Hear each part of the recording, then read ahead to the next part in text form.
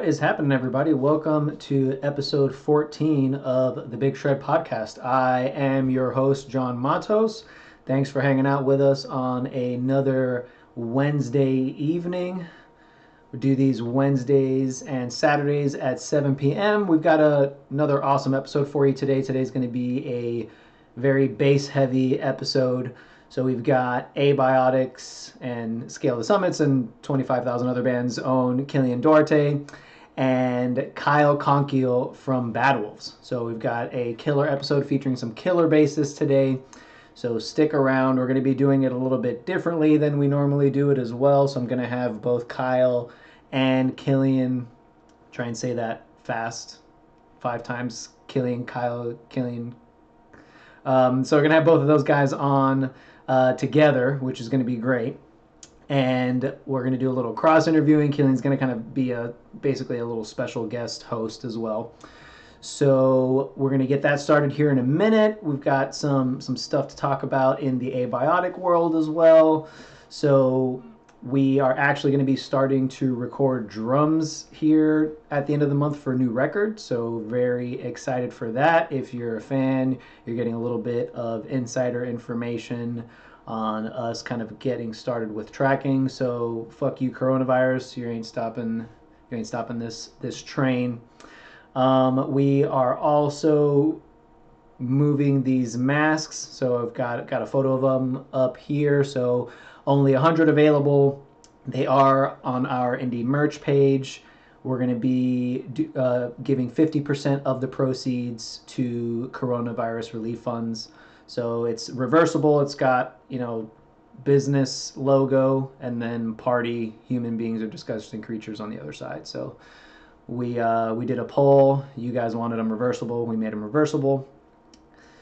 So the show is supported by Ormsby Guitars. So if you're looking for that guitar of your dreams while you're in quarantine and that stimulus check is burning a fucking hole in your pocket, look no further than Australia's own Ormsby Guitars. They've got 6, 7, and 8-string models, multi-scales, standard scales, exotic shapes, your standard shapes. They basically have a guitar for all genres, all kinds of players. I'm currently playing the Goliath headless model, which I absolutely love. Took that out on our last tour with Suffocation and Belphegor and was way sick.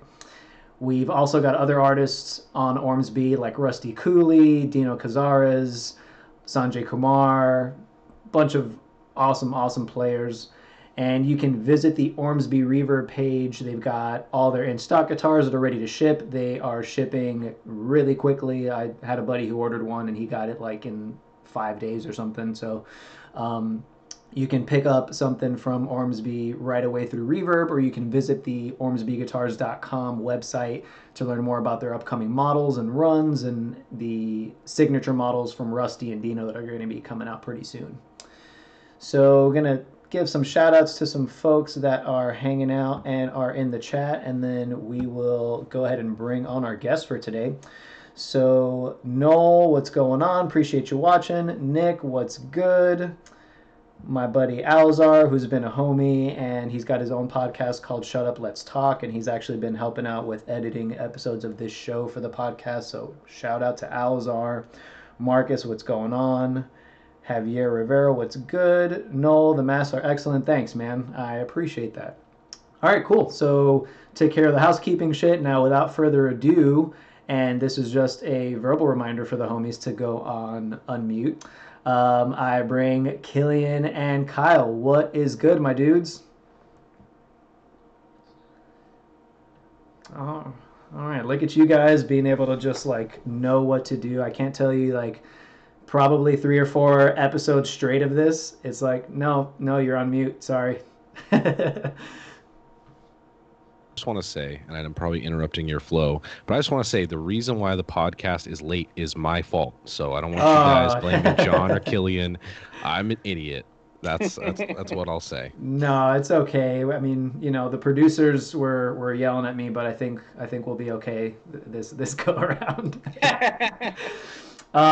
So what's going on, my dudes? How is quarantine treating you guys? Kilian, we'll start with you, man. What are you doing right now to keep you sane? What's getting you through quarantine? So I want to start off saying I'm like super grateful I have my health right now. I mean, like happy my family's very healthy right now. Um, so positive note to be grateful for things I think is a good way to start. But honestly, it's been very low key chill. Um, I've been trying to learn more about recording, hanging out with my bunny, playing video games, making videos. I have a concert coming up, which is a charity concert with Angel Vivaldi, Yeah, that's right. where it was really cool, man. Like he hit me up to do a charity event for Metal Injection, and I had to re-record the bass from scratch, because obviously we're really playing it. So he sent me the stems for Martian Winter and Acid Rain, and that was a whole thing last week to like retrack those classic songs and to do it. And we're going to be doing it for charity next week. Nice. Um, Trying to catch up with some stuff. I got a thing going on next week with Jeff Huell from 6 Feet Under. I had a computer issue this week, but I have to catch up. But I'm going to do a video for him. No way, Jeff's the man. Yeah, Jeff's a super sweet guy, great, fantastic bass player, just good homie. And then doing a little video with Josh Martin from Tybee. And then honestly, to be honest with you, man, like just kind of taking this time to just learn and spend time with Linz and the bunny and just, I don't know, getting through the motions, man. And Like write new Abiotic, maybe, possibly. Yes, perhaps. sorry, and yes, sorry, I forget that. Like, yes, and so I've been writing all the bass for the Abiotic record, and I've been honestly like itching to just record it but like in person. So I've been doing the demos, but I want to get it to so like I'm in front of Tony, who's our drummer and engineer, and just have that be the like basses and slate written, done, and whatever. So that's my life. Samesies. Well, good to hear, man. We'll get into some of that stuff, but Kyle, what's getting you through quarantine right now, man? How's shit treating you? Um, Surprisingly better than I had anticipated when all this stuff had kind of like started. And again, like Kilian, I'm, very, appreciative that I do have my health. But I mean, right now, we're writing the third Bad Wolves record. We also have a Patreon page for the band that like we upload new content all the time. Like we Nice. do like Monday through Friday, me and the other guys will go on, like my day is like Monday, and I'll do like an hour and a half of like a Q&A style Sweet. setup, kind of like, like an Instagram live type thing. Yeah. So we have that, which is patreon.com/Bad Wolves. And then I'm going to be doing, I don't think it's been announced yet, but I'm just going to do like a little cock tease for it. But Ooh, let's get it. I'm going to be doing something pretty dope with Wes Hauk. No shit. Yeah. So I'm pretty excited for that. And then, like I was telling you guys before this started, I just got my new MacBook Pro. So I'm going to be working, doing some stuff with Dave Ellefson. Wow. He has the Dave Ellefson Youth Foundation, Youth Music Foundation. Jesus Christ! You got it. So he has this Schools Out initiative, and basically what it Nice. is there's guys like Rod Diaz, Chris Kale from Five Finger Death Punch, and basically they're giving away 30-minute long bass lessons for free. Wow. Oh, that's so sick. So I'm gonna start doing those now that I actually have something that can not die every 5 seconds. And then honestly, man, trying to figure out this recording thing and not sucking at it, and just trying to write. And all of us too, bud. But my mind like actually really suck. Like you guys think like, oh, this sucks, then send me like a bomb ass fucking demo. I'm like, oh, it's not even mixed, and it like still rules. But just trying to figure that out, and then like honestly, man, like I've been playing a lot of fucking Animal Crossing, like more than I would like to admit, being almost 34-year-old man. Hey, that's very. I think Ain't no love. exactly. Ain't no shame. You and most people I know are on the Animal Crossing tip right now. I'm balls deep in Final Fantasy VII, so So I have that, and I literally played like 4 hours of it, and I'm just like, yo, man, I got so much work to do on my island. I can't not be bothered with this right now. I got turnips But to sell, fam. oh, also, so I'm like really plugging myself here. No, that's So I also yeah. have another thing that keeps me pretty busy is I have a web store where because I have picks that people are after for some reason. People decided that my guitar picks were worthy enough to be like rare and people want them. So I have these picks. Sick. Oh, I love that. Dude. Oh I man. love that, baby. So right now, only the Baby Yoda picks are available, but I'm adding 3 more picks this weekend, and I'm getting some new signed posters. But that's kylekonkiel.bigcartel.com.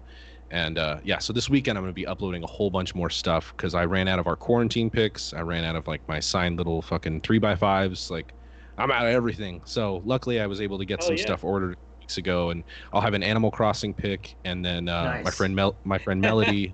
That's awesome. Actually, I'm not sure if you've seen it, Kilian, but it's like my character holding a fucking sea bass, Oh, that's man. so sick. and then it just says "fuck sea bass" underneath it.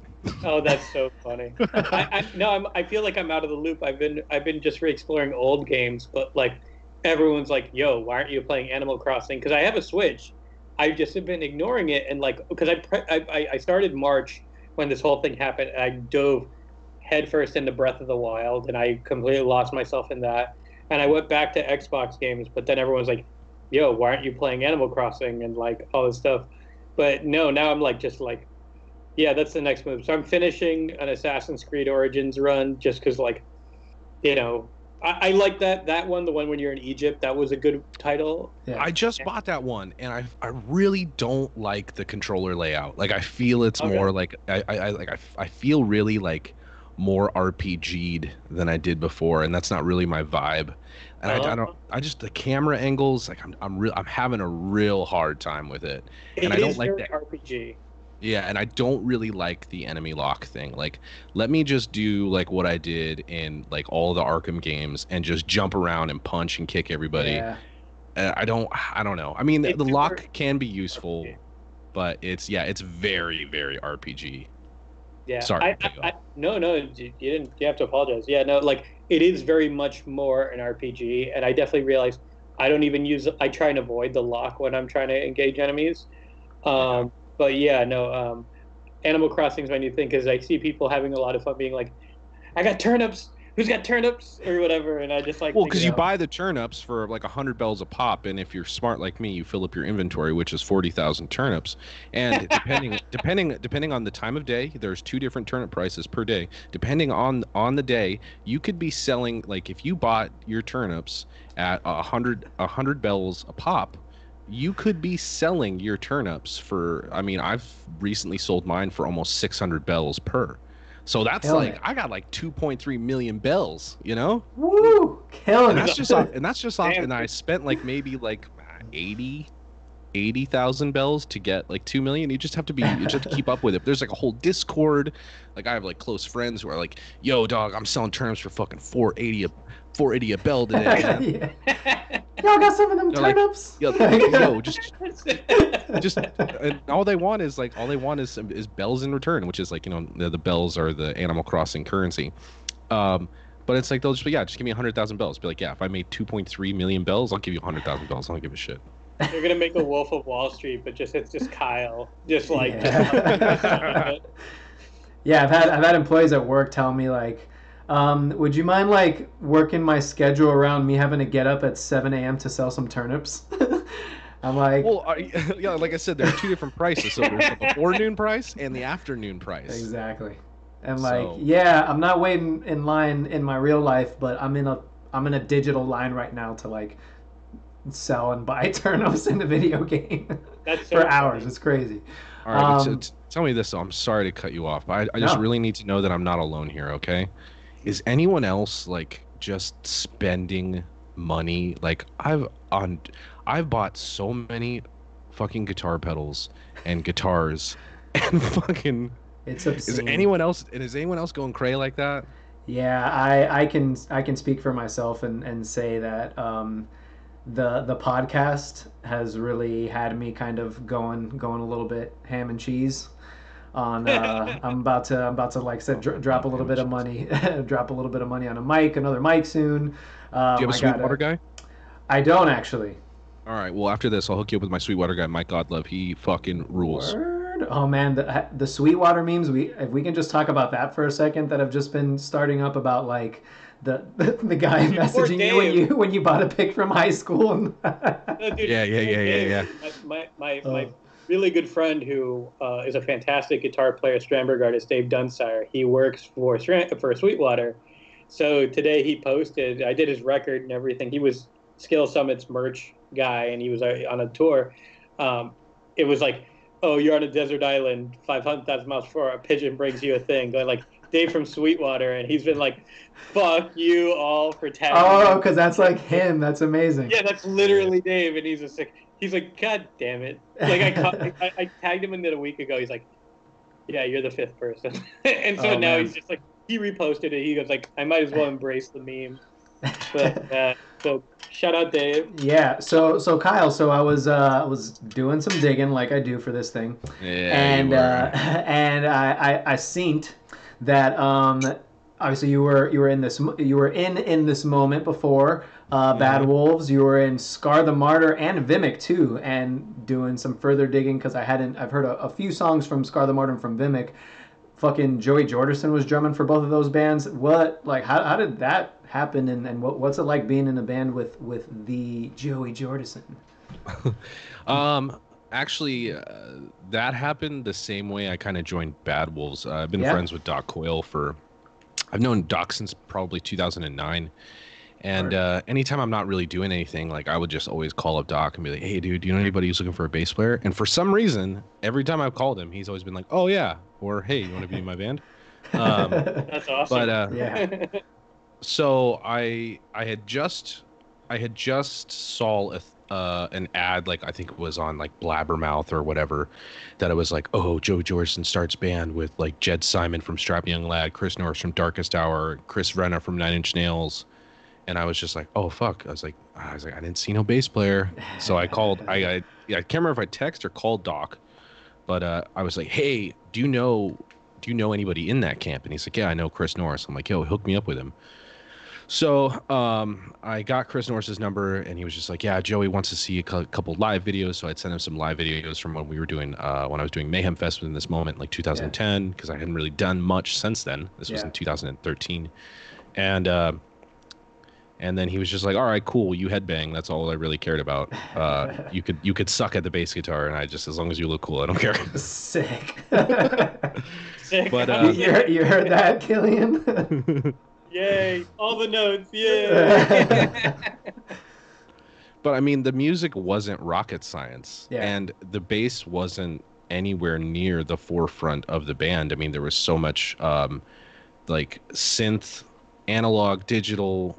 There was, and Chris Norris is an amazing guitar player, so there's a lot of his guitar up in the front as well as Jed, and the drums were a big showcase. So I don't think he was really too worried about like me being like fucking Steve DiGiorgio or anything like that, because he could have gotten Steve DiGiorgio and he didn't, you know. So I finally got a call from Joey. This was like, it had been like 3 or 4 weeks, and I knew that they were going out on tour with Danzig and Huntress. So I was like, fuck, man, I hope I can get this gig. I hope I can get this gig. And I finally get a call from Joey, and me and him kind of just like nerded out on the phone for like 2 or 3 hours. We talked about music, like, cause I mean, as much as I'm into like, rock and metal and prog, but like, dude, my shit is fucking grind. Yeah. Like, nice. Pig Destroyer, fucking man. Anal Cunt. Like, I don't know why. I fucking love grind. Stuff like Cryptopsy, like just tech death and grind is like my shit. Well, fuck yeah, dude. And so we like geeked out on that, and then like we both really like fucking action figures and comic books and like really nerdy shit. And he was just like, hey dude, well, so do you want the gig? I kind of need to like fly you out to Iowa in like 4 days. I was like, fuck yeah, sure, whatever. And you don't have to twist my arm. I mean, at that time I had 2 offers that Logan Mater from Machine Head and Once Human was like, hey, I know you're looking for a gig. Do you want to try out for this band called Light the Torch? So it was like I either went to Logan to try to get in Light the Torch, or I pursued the band with Joey, which for me, it was kind of like a no-brainer at that time. Yeah. So, or wait, what was Light the Torch's first name? I forget. The Devil You Know. Oh, that's right. With Howard Jones and Francesco Yeah, Artusato, right? God, that guy's so good at guitar, man. Yeah, he's stupid good at guitar. So we did that for a while. Like that first 6 months of Scar the Martyr was really dope. We had really dope fucking tours. Like our first tour, like I said, we were out with Danzig and Huntress, and you know, Danzig's Danzig, but I mean, I got to watch my favorite songs, and Doyle was out with him too. So they were doing like a Misfit set too. Holy shit. That's sick. Which, if you ever get a chance to meet Doyle, he's one of my fucking favorite human beings. And the guy's like 180 years old, and he's like more jacked than anybody on the planet. He's really not that old. I'm sure he's like maybe 50. But I mean, it seems like he's that old for how long he's fucking been around. And every single promo picture, I'm like, that guy has veins on his veins. Like, what is that guy's got biceps on his biceps. Derek, my guitar player in Lattermath, he's a professional photographer, and he did a thing with Alicia from what do you call it? Arch Enemy. Yeah, so he stayed with them for a weekend. He was like, I felt really weak the whole weekend. I felt like I needed to lift things, like just like, you know, like, I don't know. It's just the way he said it. It was like you just feel immediately like weak. Yeah. Well, you also feel like if you have any like body fat percentage like over like 8%, you're just like, Jesus Christ, boys, I really got to step it up. 'Cause that guy literally has an 8-pack. Yeah. Fuck a 6-pack. But yeah. So we did that tour. And then we finally had an album out. Because we didn't have an album out yet when we went on tour with Danzig. And then, so we did a little headline run to like support the album. I think it was like 10 or 12 shows. We took out I Set to Kill. And then after that was like, at the time was my biggest tour ever. And I felt like a little giddy schoolgirl when I found out that we were going out with Korn and Rob Zombie doing like an arena tour for 6 weeks. Fuck yeah. Yeah. And holy shit. Then we did that, and after that tour, we had a bit of a lull, and there had been some kind of drama in the band, and the lead singer, Henry, wasn't in the band anymore. So we didn't really know what to do. So I had talked to a couple of my buddies that are producers, because Joey had kept mentioning this guy, Kalen Chase. And I was just like, dude, let's just get Kalen. He's one of your best friends. He's like, oh, I don't want to mix business with friends. And I was just like, dude, he's the fucking best choice. I mean, the guy was in Korn for like 3 years. He did percussion, backup vocals and harmonies and shit for Jonathan. Damn. You know, he played acoustic guitar. Like, he is an amazing singer. And I was just like, dude, let's just do it. So I finally convinced him to to give Kalen a shot. And the first demo he sent back was just stellar. And so because the old singer and Joey were kind of like co-owners in the band, we had to change the name. So that's when it became Vimic. It was basically, at that time, it was all of Scar the Martyr except a different singer. Right. And then after we got a new singer, Chris and Joey were writing for the better part of six months. And then we recorded the Vimic album in October and November of 2014 at Sound Farm, which is no longer a place, unfortunately. Which is actually where they recorded the All Hope Is Gone Slipknot album. Oh, that's so sick. Oh, no shit. Yeah. That's in Des Moines, right? Is that in Des Moines? It's just outside. It was just outside of Des Moines in Jamaica, Iowa. That's so sick. And so we did that record, and we were shopping it. Because we weren't on Roadrunner anymore at this time, and we have gone through some management, and then we finally, got a really good management team, and they were shopping the record, and then our lead guitar player Chris, decided that he didn't want to be in the band anymore, or we fired him. I don't remember. Whatever, I don't care. Yeah. So then, me and Kalen are driving around the Southland, all of Southern California. I remember I went to God, what's his name? Dean something. He used to play with Volumes and something else. I can't remember. But we had tried. I think I know who you're talking about. He's like he was filling in for Volumes for a little while. Yeah. He's got like Dean, a dirty blonde kind of guy. Yeah, bald. He's got a big beard. Bald now, yeah. Yeah. I met Dean. He's the man. Yeah, he's a great guitar player. We tried out, and then Josh Seguyan tried him out. But ultimately, I wanted somebody that I had chemistry with. My least favorite thing is in a camp is if you get a new member or a new crew member, and there's just I don't really like having to build that relationship when there's already a certain type of chemistry. Yeah. I think it kind of can really fuck shit up. And I had just done that with Kalen, and I was just like, I don't want to do that again. So I was like, all right, me and Kalen are homies. I'm gonna find somebody that I know that's a homie. So I called up my buddy Steve Marshall. He had posted some Paul Gilbert and some Silosis solo videos on his Instagram, and I was like, oh, this guy can fucking do it. So he ended up getting the gig, and that was that. We did a couple tours with actually my former band In This Moment, and that tour was In This Moment, Motionless in White, and I think Starset and us. Nice. That's pretty dope, man. Yeah. Yeah, and then we went to South America with Megadeth and Anthrax and King Diamond, which was pretty lit. What the fuck? Yeah. Pretty lit.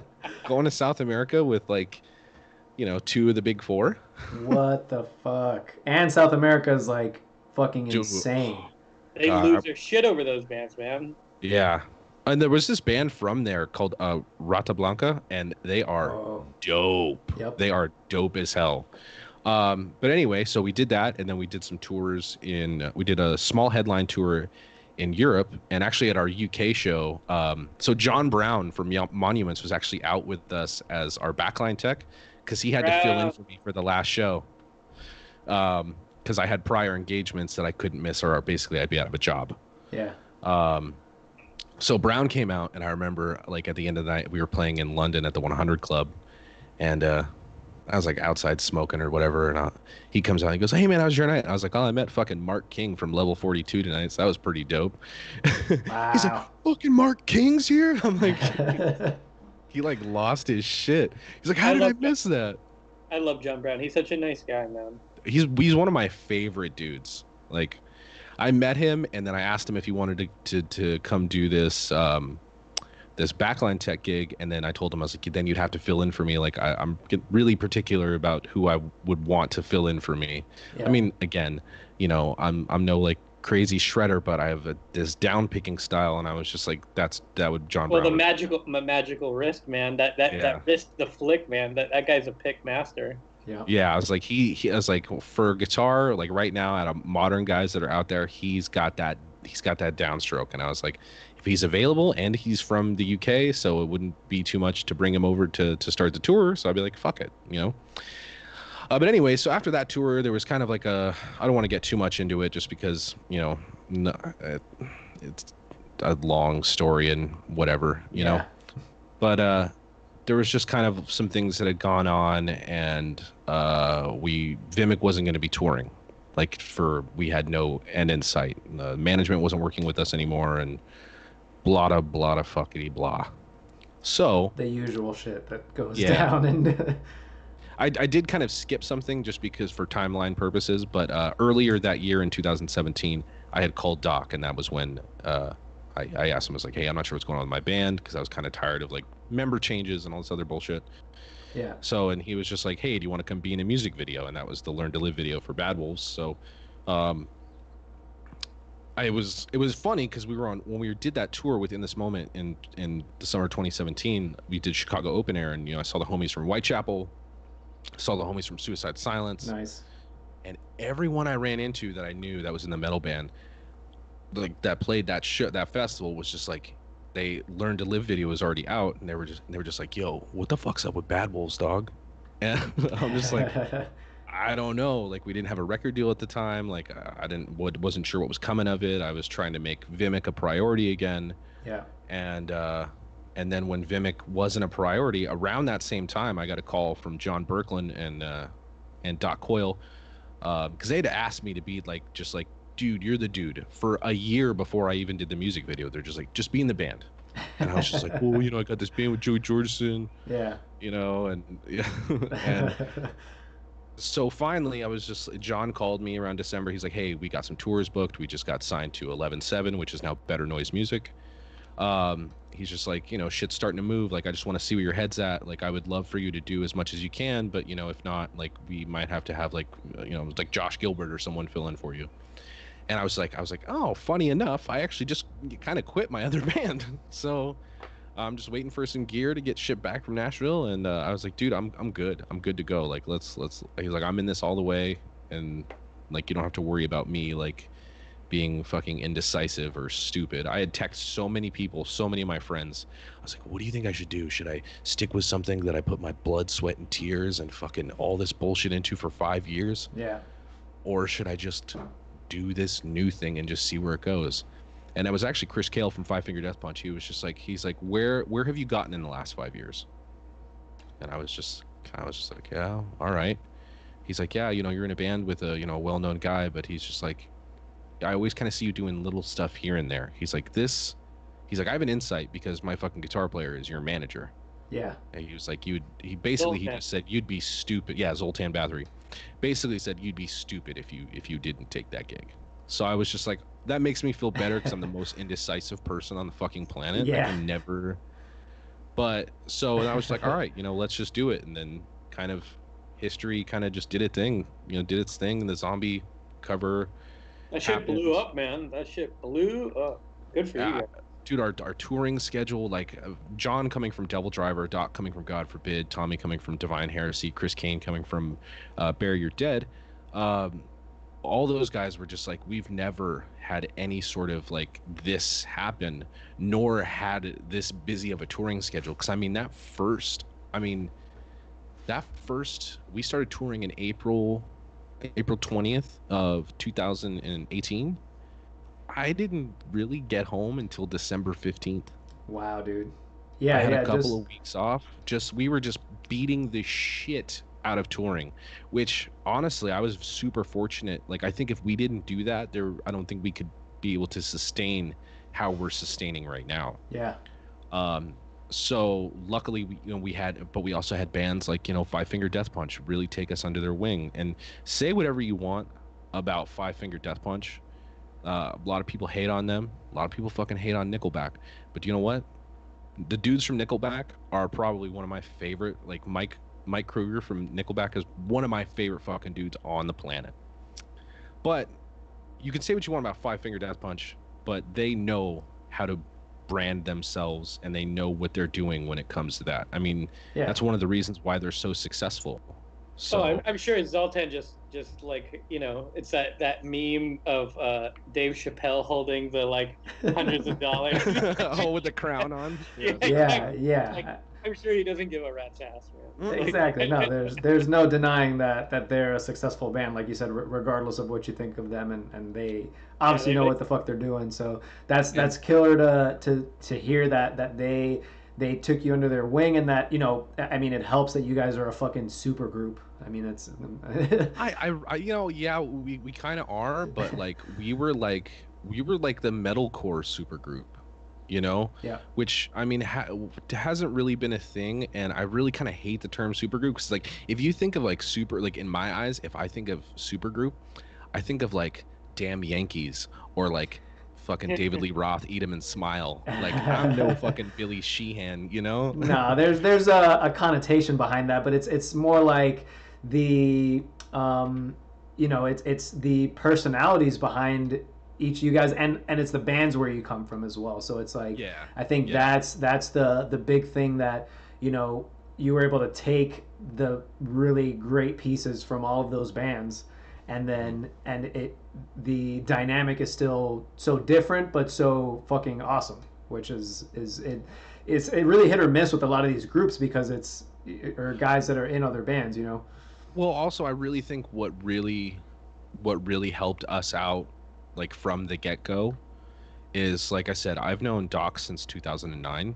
Like, and Doc's been a homie, like not just like an acquaintance, like, you know, text him when I want to get on the fucking list when he's in town type Yeah. shit. Like, it's a motherfucker I would call and talk to for hours.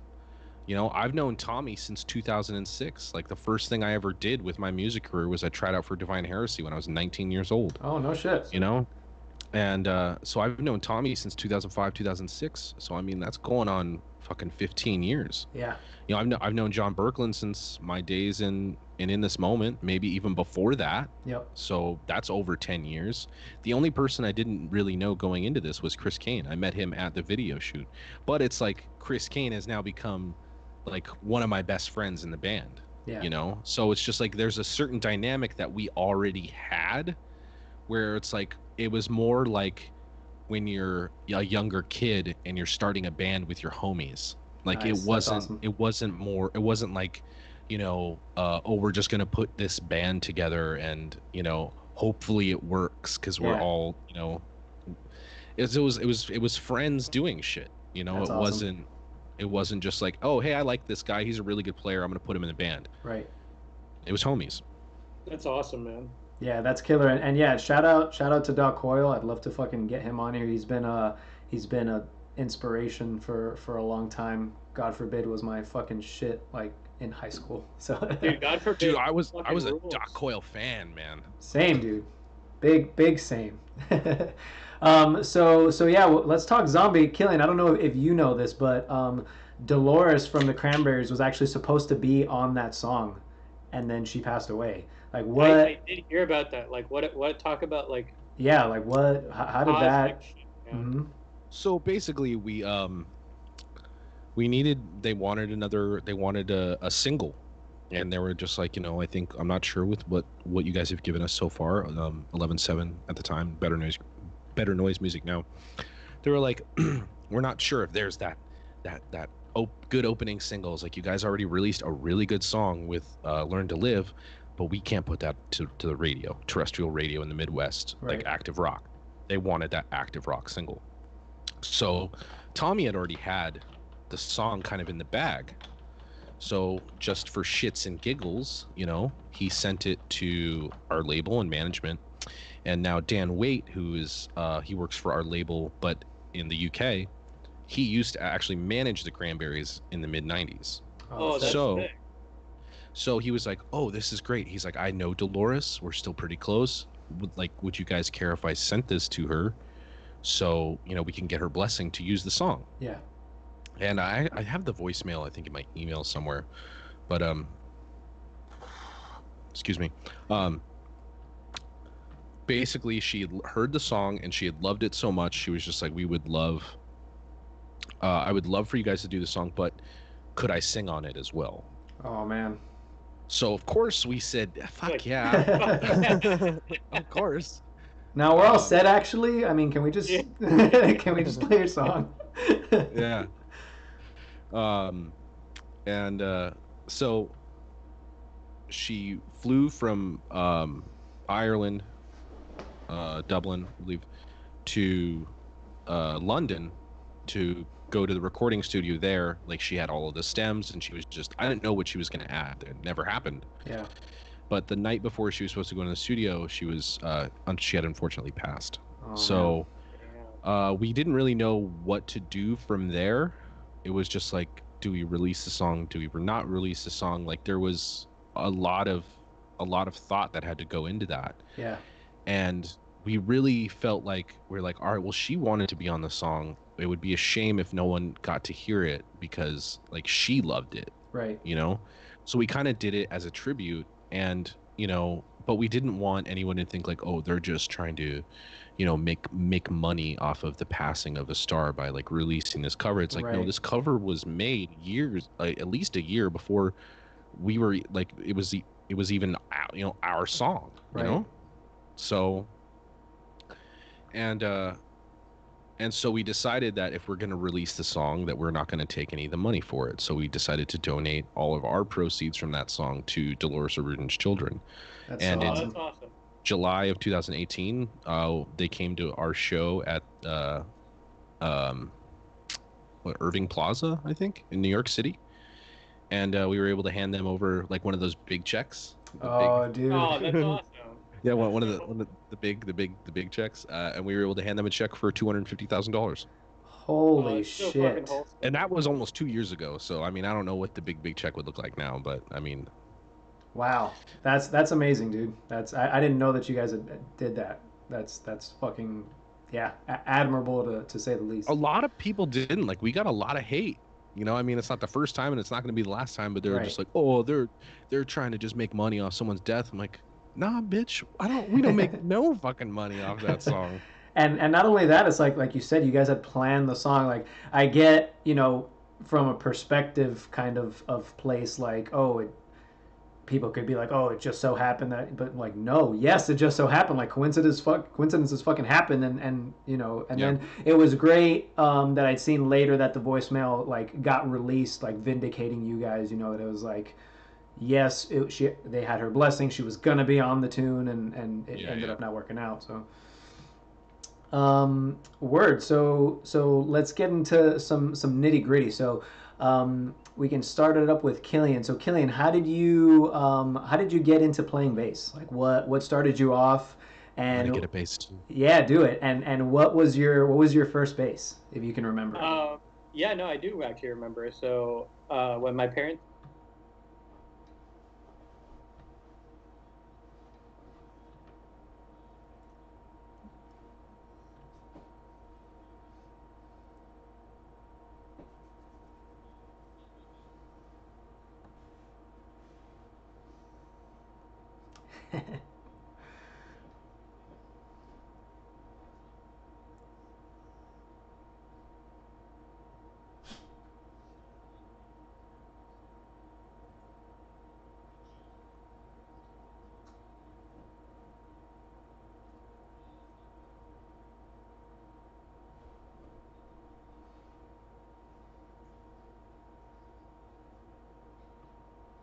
God damn.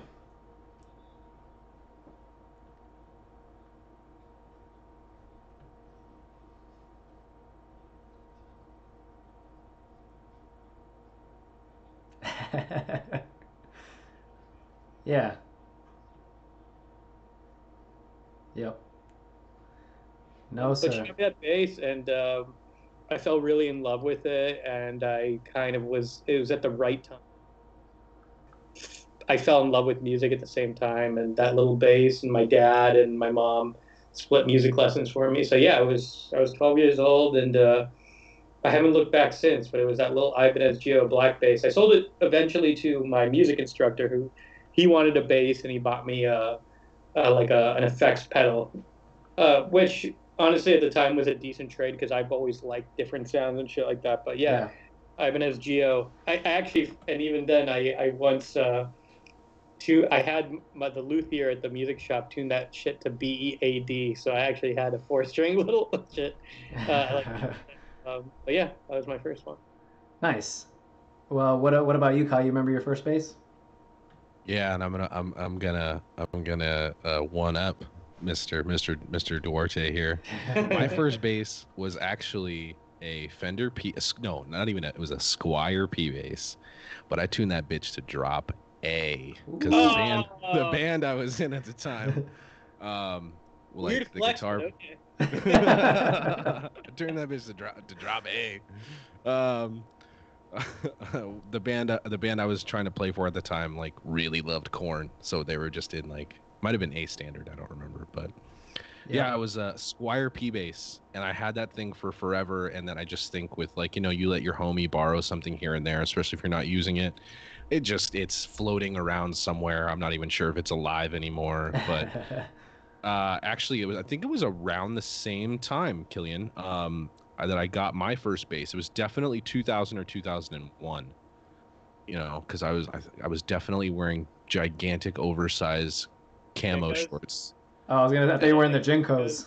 And Adidas, and probably like a 6 feet under or an ICP t-shirt.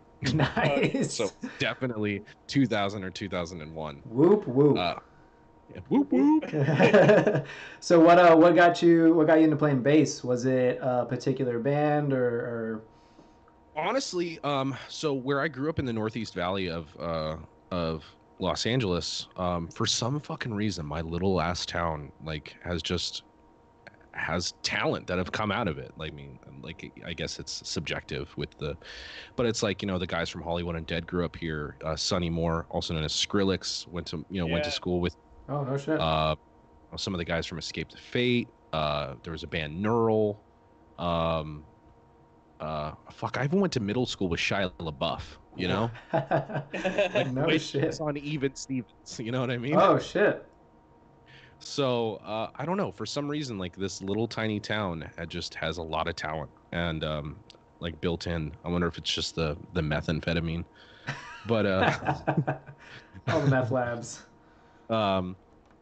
But I wanted to be in the bands in high school. Like, I really didn't have too many friends growing up, and I had a pretty decent ear, and I taught myself a lot on guitar because I started with guitar first, and I wanted to be in the bands, and there was fucking guitar players, like, kind of like there is now, a dime a dozen. There was no bass players. There was two or three bass players in my entire high school, when there was like 10 or 15 guitar players. And they were just like, "Oh yeah, you might be able to be in the band if you can get a bass guitar."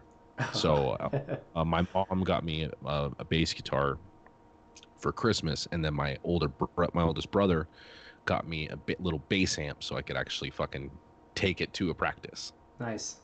But yeah, it was just like kind of that was pretty much it. But like as I grew up, because it all kind of really started for me. I was 8 years old, and I was talking with Ryan Seaman about this. Watching like Lilith Fair from like 1994, 1995, after I had bought my first CD ever, which was Green Day's Dookie. Yeah. Mm-hmm. And that was like, this is 1994. And I was just like, yeah, I think I want to be in a band. I think that's what I want to do. And not even realizing it, like, years later, like, noticing little influences from like the stuff I grew up listening to, like, Foo Fighters, Green Day, and then moving on to or some Pantera, and but I mean, that's kind of where it all started for me.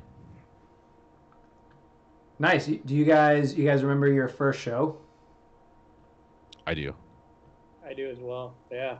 Yeah. Whoever wants to go. Those are you usually, go first. Yeah, go I for it. Way too fucking much. It's interesting. My first big concert.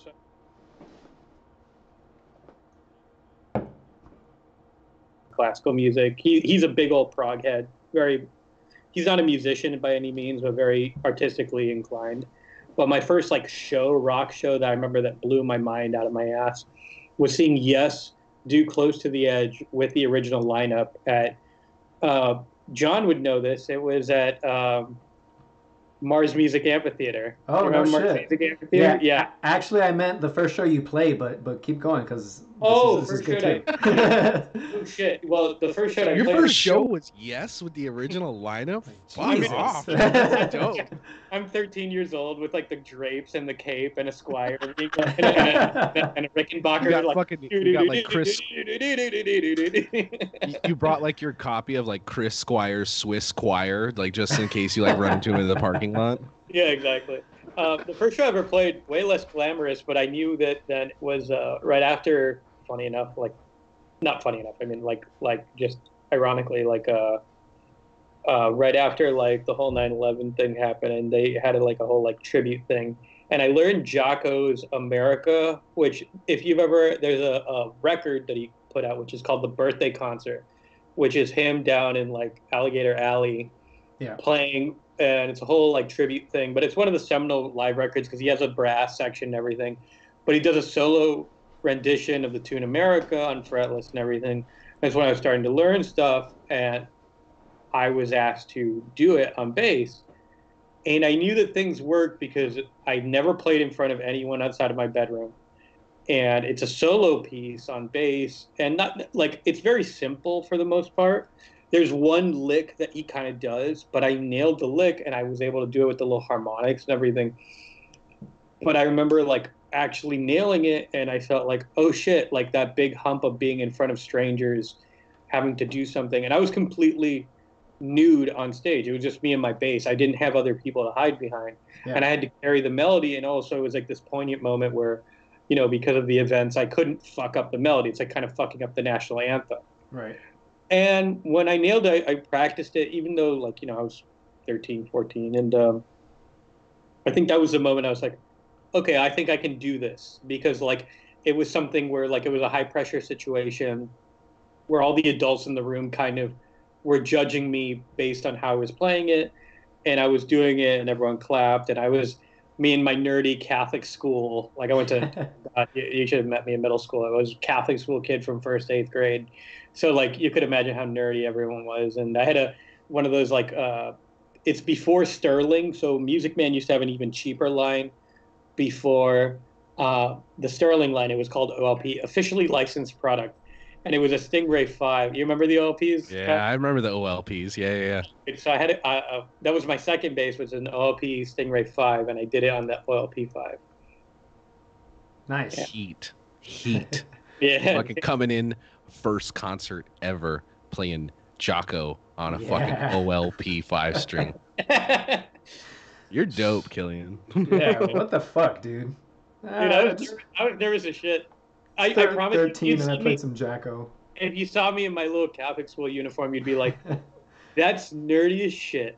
You wouldn't have been like, I mean, I nailed it. Like, I did it, but, like, you wouldn't have been like, cool. That's not what you would have. Penny loafers. You didn't have like parents coming up to you after that, like asking what string gauge you use? Some guy being like, I had my little Ampeg 50-watt combo, and they mic'd it, and like shit, it was like all like legit, like, you know, they ran me through the board, you know. So did you use SM57, or was it a Beta 52 or something? Yeah, like I don't. That's fucking hilarious, dude. That's so dope, dude. Yeah. What about you, Kyle? What's your first? So my first show, I was actually playing guitar.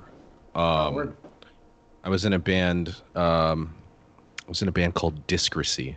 I don't fucking know what it means, so don't ask me. But it was my buddies from high school, like my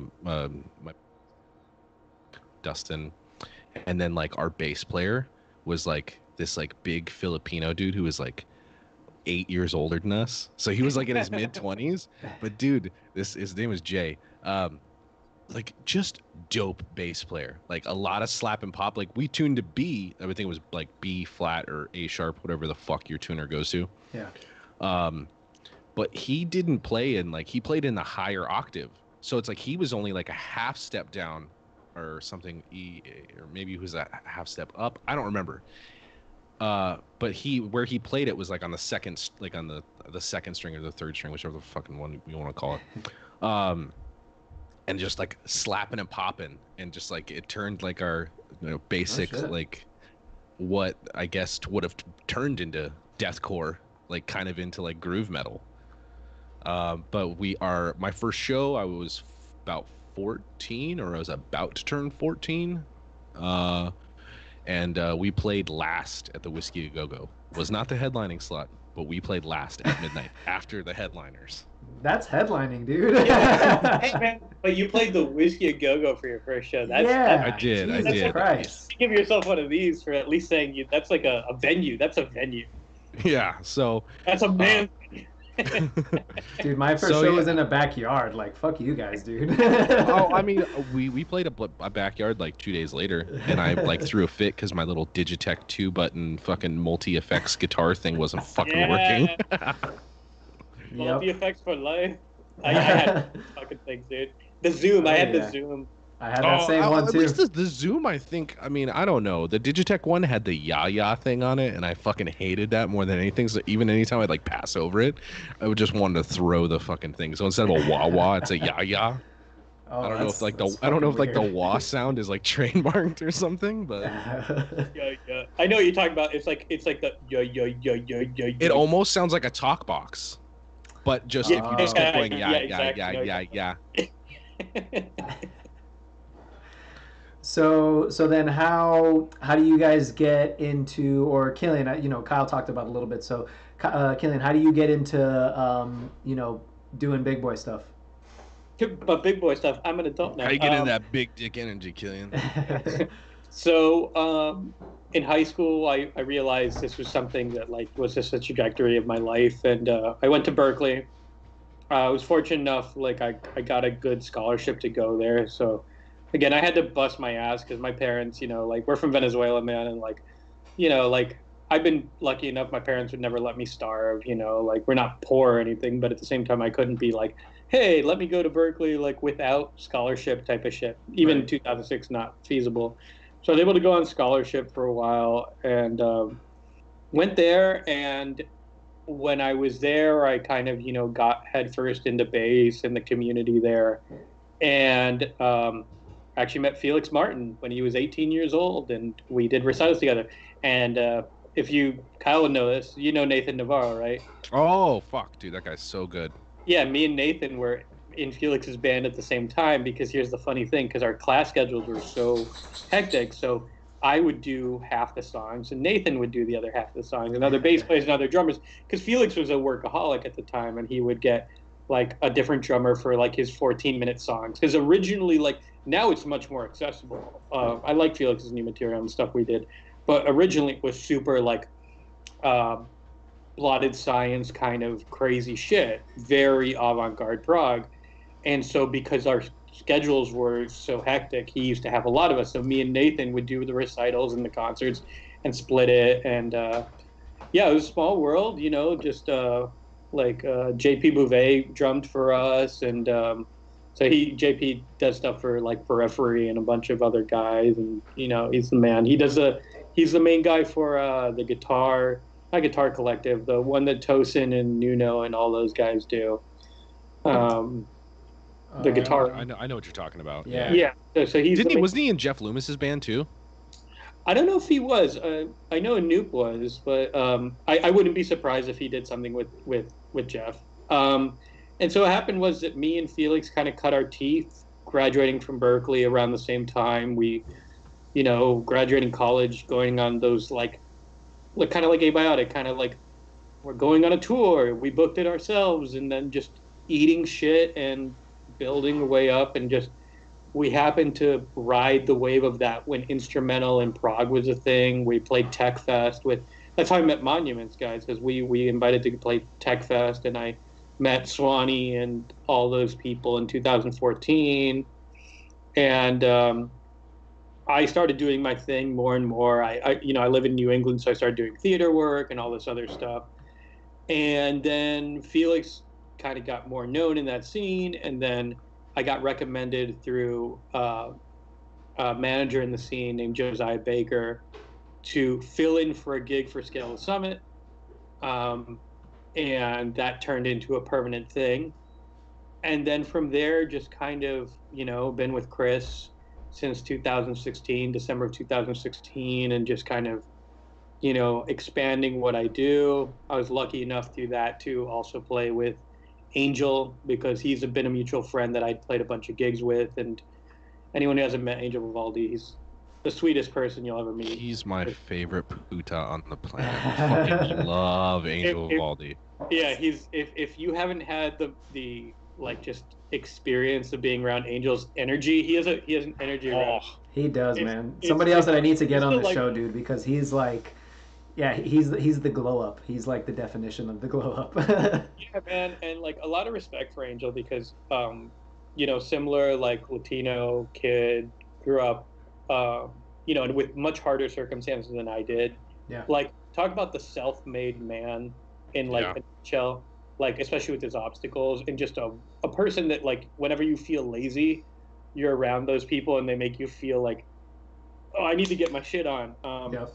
So I was able to play with him on tours and that, and I'm reuniting with him for this event. And then, lucky enough, met Mr. Matos through a mutual friend in Boston, and found out how much I love the Abiotic boys. And Oh. again, one of those things where the chemistry is just like you automatically feel like you're with friends in a room, kind of no pretentious vibe. Like everyone's funny and chill and no bad vibes. And yeah, it's been like that, and just kind of doing the social media hustle, networking as much as I can, trying to expand on things, and yeah, just keeping the vibe going.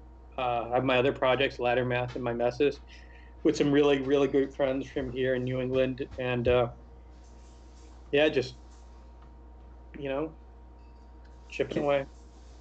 Yeah, and if we let Killian go, like he can just talk all night about every band that he's in. Dude, I mean, I can too. Like, there have been podcasts where like they'll like say like pause and they're like, "Yo, man, I only got like 5 more minutes on this podcast. Let's just wrap it up." Yeah, he's just like I still don't get it. Like it's like, hey, Killian, what are you doing this week? He's like, oh, well, I got a thing with this band, I got another thing with this band, I got another thing with this band, and then I'm also doing my theater gig, and I got to do this thing, and I'm doing a show. I'm like, all right, dude, fuck. Well, here's 10 tech death songs. Go for it. Yeah. I think the reason why I'm able to do it is like, so it's funny, and I'm not I think that being a music school graduate right out of the Great Recession, for me, life professionally has always just been like never easy. So when you give me tech death songs, I'm just like, oh yeah, like life just has to be hard. Like it can't be like it's not like so that's why I'm like super grateful when things are really easy. It goes like, wait, so I'm doing this tour. There's a wait, there's a green room, and There's a shower. yeah, like you get real grateful for sure. You're like, wow, that guy's easy to work with. And I'm like, there's cheese and crackers here, man. This is great. Like I don't know, like so like I think it's just because graduating after the recession and having to pay dues, working a lot of shit kicker jobs, and then getting gigs that pay just kind of was like, this is awesome. So just and on top of that, being in Prague where like you just have to just learn insane bullshit that just is like so So funny. Like, I don't like hearing you like talk about like Angel and Felix and like and then you yourself and also like Nathan Navarro. I'm just like damn, all these motherfuckers just so good. Went to school same time. Actually went to school for music, and it's just like I learned how to play Green Day by ear, and I figured out how to play a bass guitar. you wanna hear some crazy shit? How small the circle is with that. Me and Mono Neon used to jam in my bedroom. Oh shit. Yeah, so Mono is 2 years younger than me, and I remember him when he was Poly Neon, and he used to jam in my bedroom with me. Nathan, I've known obviously since he was 18. I've known Garska from Animal since he was 18. He used to eat in the lunch. I met Adam Neely the first week he was at Berklee because he had a YouTube channel, and so if you look back on Adam's like channel like all the way back, he has on a 7-string bass he's tapping Maple Leaf Rag, and I randomly was like, oh, is this guy? He did Maple Leaf Rag, and all of a sudden he looks up and goes like, that's me. So I've known Adam since he was 18. All the bent knee people like Ben Levin and all those guys, I've known Ben since he was 18. Like it was a really crazy circle. Ivan from Ivan Chopik, who's the CFO of Abasi Guitars, all those guys, like it literally was a crazy little circle. And I think the reason why a lot of those people kind of did stuff is because we all graduated when like the US economy was just like going into a nuclear tailspin. So it was kind of like we're all rats on the Titanic and we have to find like a thing that survived. But it's also these people all happen to just be like incredible human beings, and I'm just happy to have known them and to be in some capacity have made music or be associated with them in any way. I don't know. Yeah. It's nuts. That's tight. So couple comments in the chat. So Jessica, or actually Noel says, "Will Mr. Duarte be playing some bass?" So if you wanna get down, we can get down a little bit. Sure. I don't know. That's it. You get some Seinfeld, Noel. That's it.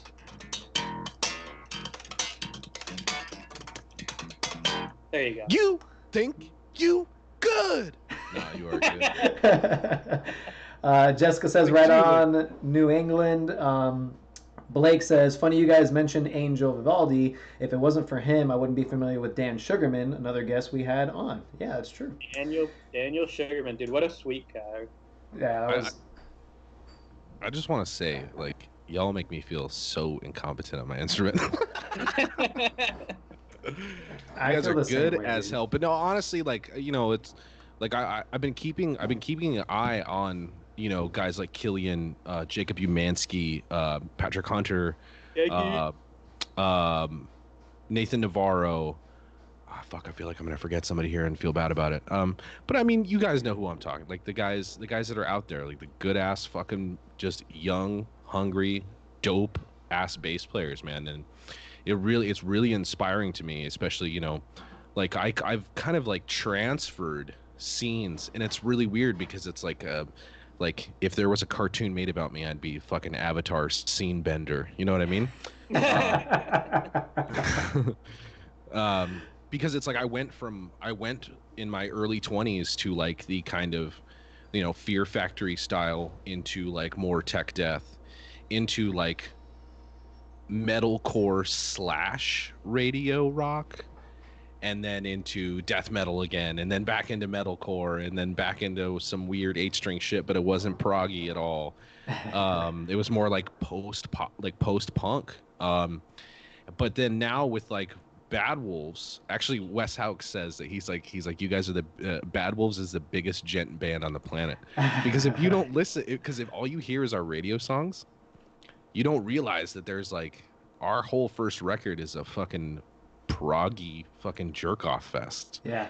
Well, you guys are way heavier than a lot of the singles. Like you guys throw the fuck down. Yeah. Yeah. Well, you know, thank you. I appreciate that, but I just think it's funny. Like, if you haven't heard any of our other songs, we're a metal band that does rock songs, but we get placed in the rock category because of, you know, our radio songs. But it's just like being more kind of out there in, I guess, in the prog and progressive, you know, just being friends with like Kilian and Jacob and, you know, all those guys, you kind of get associated with certain things. And I'm just like, damn, all these fucking guys could easily take my job. I really gotta step it up. No, it's the circle's small, but that's, you know, it's not just about you know, being good at your instrument too, which is something that we've talked a lot about on the show with other guys, and you know, you guys can kind of give your insight on it as well. But there's one thing of like being able to play your instrument, and there's one thing being able to be a touring musician. Yeah, and those are two different things. It's almost two completely different things. So it's, anybody asks me like, hey, you know, what do I do if I want to tour? Like, fucking sit in a van for 2 weeks and don't shower, and then come back and see if you're still down. Also, but I also kind of put out, and again, like the guys that I mentioned plus Kilian, I had put up this thing on my Instagram story a few days ago. I don't remember exactly what it was verbatim, but it was just like a thought that I had in my head. It was just like, to be a musician in this day and age, it's not just playing music anymore. You have to be a songwriter. You have to be a song editor. You have to be a producer. You have to film your own videos. You have to edit those videos.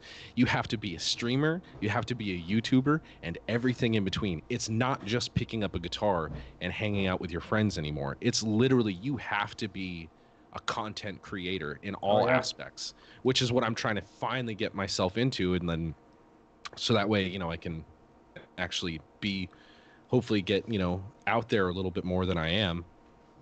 But you have to do everything. these days. It's not just. That's a great point. Go ahead, Kilian. Sorry, just like it's that meme where people go like, so should I like stream? Should I do like all this stuff? And you just answer yes. Yeah. Like it's one of the things where like the answer is just yes. Should I do Twitch? Should I do YouTube? Should I do gear demos? Should I do this? Should I do that? Yes. What about this? And yeah, just do the thing. Throw things at the wall. Yeah. Shit, because like 90% of it is shit until you figure out what works. Yeah. But I'm actually thinking about like while we're writing this record and while we have some time off here, and I'm sure I probably undersell myself, and people are like, why do they have this guy talks about how bad he sucks at playing bass? Why is he on the Big Shred podcast? No. But I'm actually going to be diving deeper into bass lessons, and and vocal lessons as well, just because I used to be able to sing pretty decent. I've been told by Mr. Robbie Brown that I have a pretty fucking mean scream, but I want to be a singer again as well, because when I was in the band with Kalen and Vimic, he teaches. He's a vocal teacher, and that guy's range is ridiculous. Like the guy can barely see, but he still teaches at MI. You know. Wow. That's so sick. But I really want to get back into like the basics.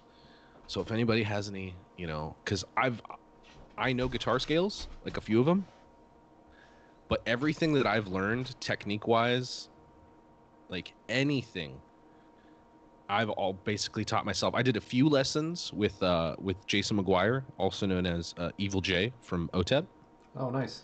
Formerly of OTEP, but I really think I should like get deeper into it, because sometimes I feel very limited, because they're just like, oh, it's in this sort of that guitar riff's in this key. I'm like, whatever, fucking, oh, that sounds good. I can't sit there and go like, oh, it's a C major scale. I can do this and this and that. Like I really feel like I'm doing myself a disservice by not knowing more about my instrument. I am 100% on that same tip. So I pretty much self-taught on guitar coming up too, and I can shapes. I know shapes. I know basic, like a few basic scales too. But I talk with all these guys, and the quarantine has kind of given me a little bit of a push as well. But talking with guys like Scott from Fallujah and Dave from Revocation and all these guys, and they're just, and Brandon from Black Dahlia, and they're just like, hey, oh, over that thing I just play this mode, and I'm just like, oh, cool. Can you send me tabs? And I just feel like I feel like a total asshole. So honestly, I'm really like, honestly, when it comes to that, and I'm sorry to cut you off, I'm such a fucking dickhead. Like what I do in my spare time is I look over, I'm like, all right, what basses do I have? I have pretty much every fucking tuning there is. Let's learn a song in drop C. All right, let's find some tabs. Let's make it hard. And honestly, the one thing that made me recently, I mean, a lot of the Bad Wolves songs are not fucking easy. So having to play harder songs, I enjoy that, because it's just like, yeah, it sucks right now, but like, imagine once those are tight, you're going to be that much better. Yep. But I played with Devin Townsend earlier this year on 70,000. Dude, so you were with that band with Wes. You guys were playing. Yes, man, with the backing tracks thing. Yeah. Big dick energy. Oh, the biggest dick, dude. Holy shit. Dude, by the way, like I found out about that in like November or December. Like Wes had called me. I was in the gym. And I finally looked down. I went to my phone, because I don't keep my phone on me when I go to the gym. I don't like to have distractions and shit. Yeah. So I finally just checked my phone, and there's like 3 missed calls and a bunch of texts from Wes, and then a bunch of texts from my drummer. So I go to the one from my drummer first, and he goes, "Dude, call Wes back right now." And you're like, "Yes, immediately, whatever is happening." And he's just like, "Hey, so are you off at this time?" Like, I think it was between January 7th and the 11th, and I was just like, "Yeah, we're actually home." And he's like, sick. Do you want to play with me, Devin Townsend, and Dirk Verburen? And I'm just like, yeah. He's like, do you want to play? He was like, do you want to play some Strapping Young Lad songs with me, me, Dirk, and Dev? And I'm just like, does the fucking bear shit in the woods? Of fucking course I do. In between orgasms, you're just texting like, yes. Well, because I've already been in a band with a guitar player from Strappy Young Lad, which was like they were like one of my favorite metal bands back then. Yeah. I mean, they fucking still are. Dev's amazing. Yep. And I talked to Dev a couple days later, or no, it was actually later that day. I talked to Dev and he was just like, hey, would you be fucking interested in playing some Wheatley guitars and stuff? And I'm like, yeah, of course. But I was the last person that I was, would have expected to get that gig. Because I mean, in his Empath band, he has Nathan Navarro. And I was like, but I guess he had asked Wes. He's like, I need a metal bass player. I need a guy who fucking plays with a pick. I need a guy who's got a good right hand, and who's solid. And for some reason, I don't know why, I appreciate it, but Wes has always talked me up. I don't understand it. Because you're good at bass, dude. Like you do. Well, I mean, dude, Wes fucking Hauk. Wes fucking Hauk, I mean, dude. I just want to give him a minute to just like Wes fucking Hauk. He's literally one of the best guitar players in the world right now, in my opinion. Hands down, dude. He's in my top 5, if not my top 3 right now, easy. Like, he's just tasty, and it's like when you hear his solos, like I feel like I'm like, oh, is that a Wes solo? And I'll text him. I'm like, hey, did you play on this? He goes, yeah, I played on that. And there's just something about his style, because I mean, there's like, to me, I feel like a lot of guitar players out there right now it's either like technique or feel. Right. But like Wes has just got the biggest, dickest energy when it comes to having both in his fucking solos. It's technique, style, but like I feel the emotion when he's playing, he's just, and I'm just sitting here fucking blowing smoke up Wes's asshole. But I mean, he's one of my favorite guitar players. Were you able to play Love? Mm-hmm. That song, that riff for that song, just for some reason, whenever I hear that, when it comes in, it blows the windows out of anything. Like, it's just the heaviest riff. Yeah, it's just so gnarly. It's an 808 drop and fuck Gene Hoglan behind everything. You know what I mean? Yeah. But it was funny. So it's like the set list that we were doing. Love was one of the last songs, or I think it was the last song. Nice. But it was weird. It was the song that like I was looking forward to most playing live, but it actually turned into the song that I was just like, it was actually my least favorite song of the set, if that can tell you like what kind of set list it was. Wow. Because there was stuff, there was Aftermath, Velvet Kevorkian, March of the Poozers, Jular, jeez. Poltergeist, fucking By Your Command. Seriously, By Your Command took me a week of like 3 to 5 hours a day, because I didn't have any tabs. So what I'm doing, Dev sent me the stems to the whole set. So each song had stems, and he'd be like, oh, this is in this tuning, this is in this tuning. And I just had to figure it out. So I'm sitting there like, in Logic, like rewind. What was that? Rewind. What was that? Because it's like 8 songs in one. It's like 3 songs in one, but but I mean, that's basically how I learned all the dev stuff, was just like, or if I was having like a really hard time trying to figure something out, me and Wes would FaceTime, and then he'd be like, oh, I'm doing this crazy ass part right here. And I'd be like, I would look for the root, and I'd be like, because Dev didn't want a crazy bass player. Like anytime they were doing like 16 notes or anything like that, like I'm doing it like Michael Anthony, man. Like that was literally one of the, minus some of the songs, it was one of the easiest gigs. I definitely had the easiest job in that band. But he just wanted someone there to be low and hit hard, and that was it. Nice, man. Well deserved, dude. That's fucking killer. Definitely brought up my my street cred a bit. Play with Devin Townsend. I'm like, yeah, I did quarter notes. You gotta say it in that voice too. Yeah, I played with Devin Townsend. I did quarter notes. That good shit. That's killer, man. So just to kind of throw back a little bit. So I met Wes. It was one of our first kind of like bigger tours. He was playing with the Faceless still. I think it was one of the last tours that he did with the Faceless. And I think I'd heard a little bit about him then, but was just like fucking blown away listening to him and that lineup. It was like him, Evan Brewer, Alex. Evan. Yeah, It was so. Oh, it was Rudy then too. Rudy. Yeah, Rudy was on that super tour. big dick, fucking like, yo, really, That was a lineup, dude. That was a lineup, and just just getting to see Wes every fucking night, and I'm like so bummed I didn't try and get a guitar lesson every single night from him. I Oh, fucked up hard. side note before I forget. Actually, the band I was in when I was like 19 or 20, it was around the same time I tried out for Divine Heresy. I was in a band called Grimefield in LA with Matt Batdorf and Brett Batdorf, who was actually one of the original members of the Faceless. Oh no shit. Yeah, he was on that first record. I think he did like 4 or 5 songs on that. It was like him, Lord Marco, Yeah. and Naveen, I think, did drums on that record. No way. I didn't know Yeah. Naveen was on that record. I could be wrong, but I know it was for sure Brett Batdorf, Lord Marco. Wow. Yeah. Holy fuck. Continue. I'm sorry. No. So we were talking about and then the fucking boat. Had you played a boat before? No.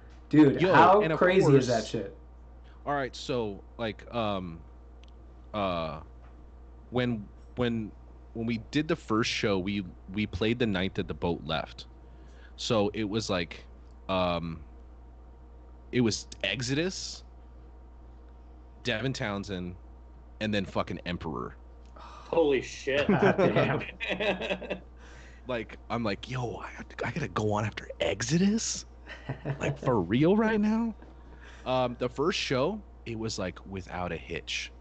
My mic wasn't working, but that's just because I guess Dev didn't tell our front of house guy Stanley that I did backup vocals, which is fine. I still did him anyway. That was great. The show went off without a hitch. I think Wes had a couple technical issues, but like everyone fucking lost their shit. Like he played Almost Again, which he's never played live before that moment. Nice. You know, he had played stuff off of City and SYL that he hadn't played in 15 years. Wow. You know, That's so sick. but the second show, which was the day before, the boat got back. We played the pool deck again, but this time it was after Emperor. So it's like supposed to be Emperor, us, and then fucking God, I can't think of the band right now. Exodus again, because they were playing Bonded by Blood, the whole record. Nice. And actually Emperor had to stop playing because the winds were so bad and they needed to take all of the signage and shit down. Whoa. And we were like, fuck, are we gonna play? So they finally, the winds calmed down a little bit. The boat changed direction so they could get the stuff down that would, if it flew off and hit somebody, it could probably really hurt somebody. Yep. And they're like, all right, boys, there you go.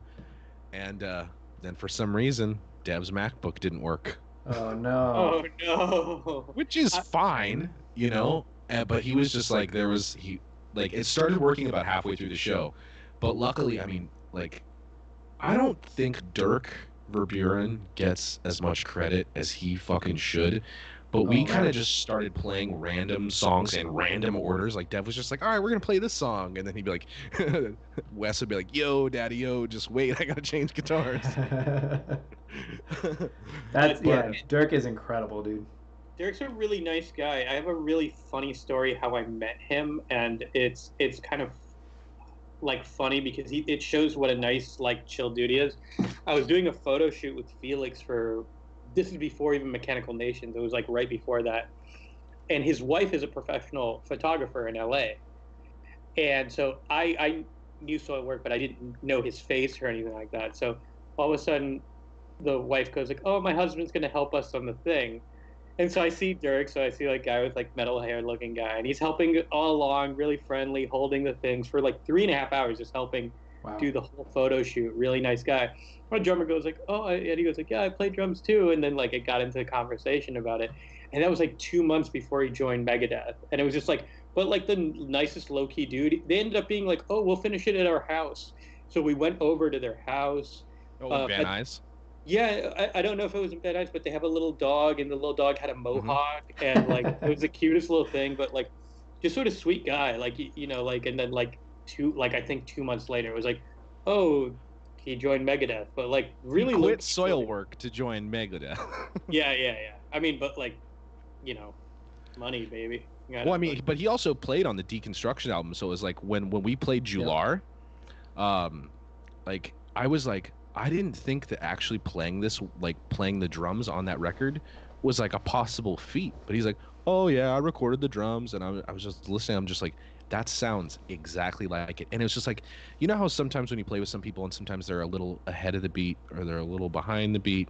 This motherfucker is so on the beat, like not even it's not even a millisecond off, and it's just like the way he plays and the cow, like I feel like you could just see the gears turning in his head, but it's like not like him concentrating, it's just like the gears are turning all of his fucking limbs that are flying around going 220 beats per minute, and just like never ever in any of the practices, we had 2 6-hour practices before we played 2 shows. Wow. And that was one thing that I loved. I never had to worry about Dirk because that's the guy I'm following. Yep. And I remember I was like, oh, we were starting to, practice and play and do all this stuff. And I'm just like, this dude is like one of the best drummers I've ever played with. Like, he's just precise, but he's also kind of has that West thing where it's like, not only is it, technique, but it's like feeling. There's a reason why he hits the drums the way he does. And he kind of looks like a meerkat or like a lemur when he's playing drums. His cymbals are so high up and his toms are so far down. Yep. And his arms are flailing all over the place. And Dev's just like looking at him. He's like a fucking lemur, man. Dude, it's like I feel that way with Charlie.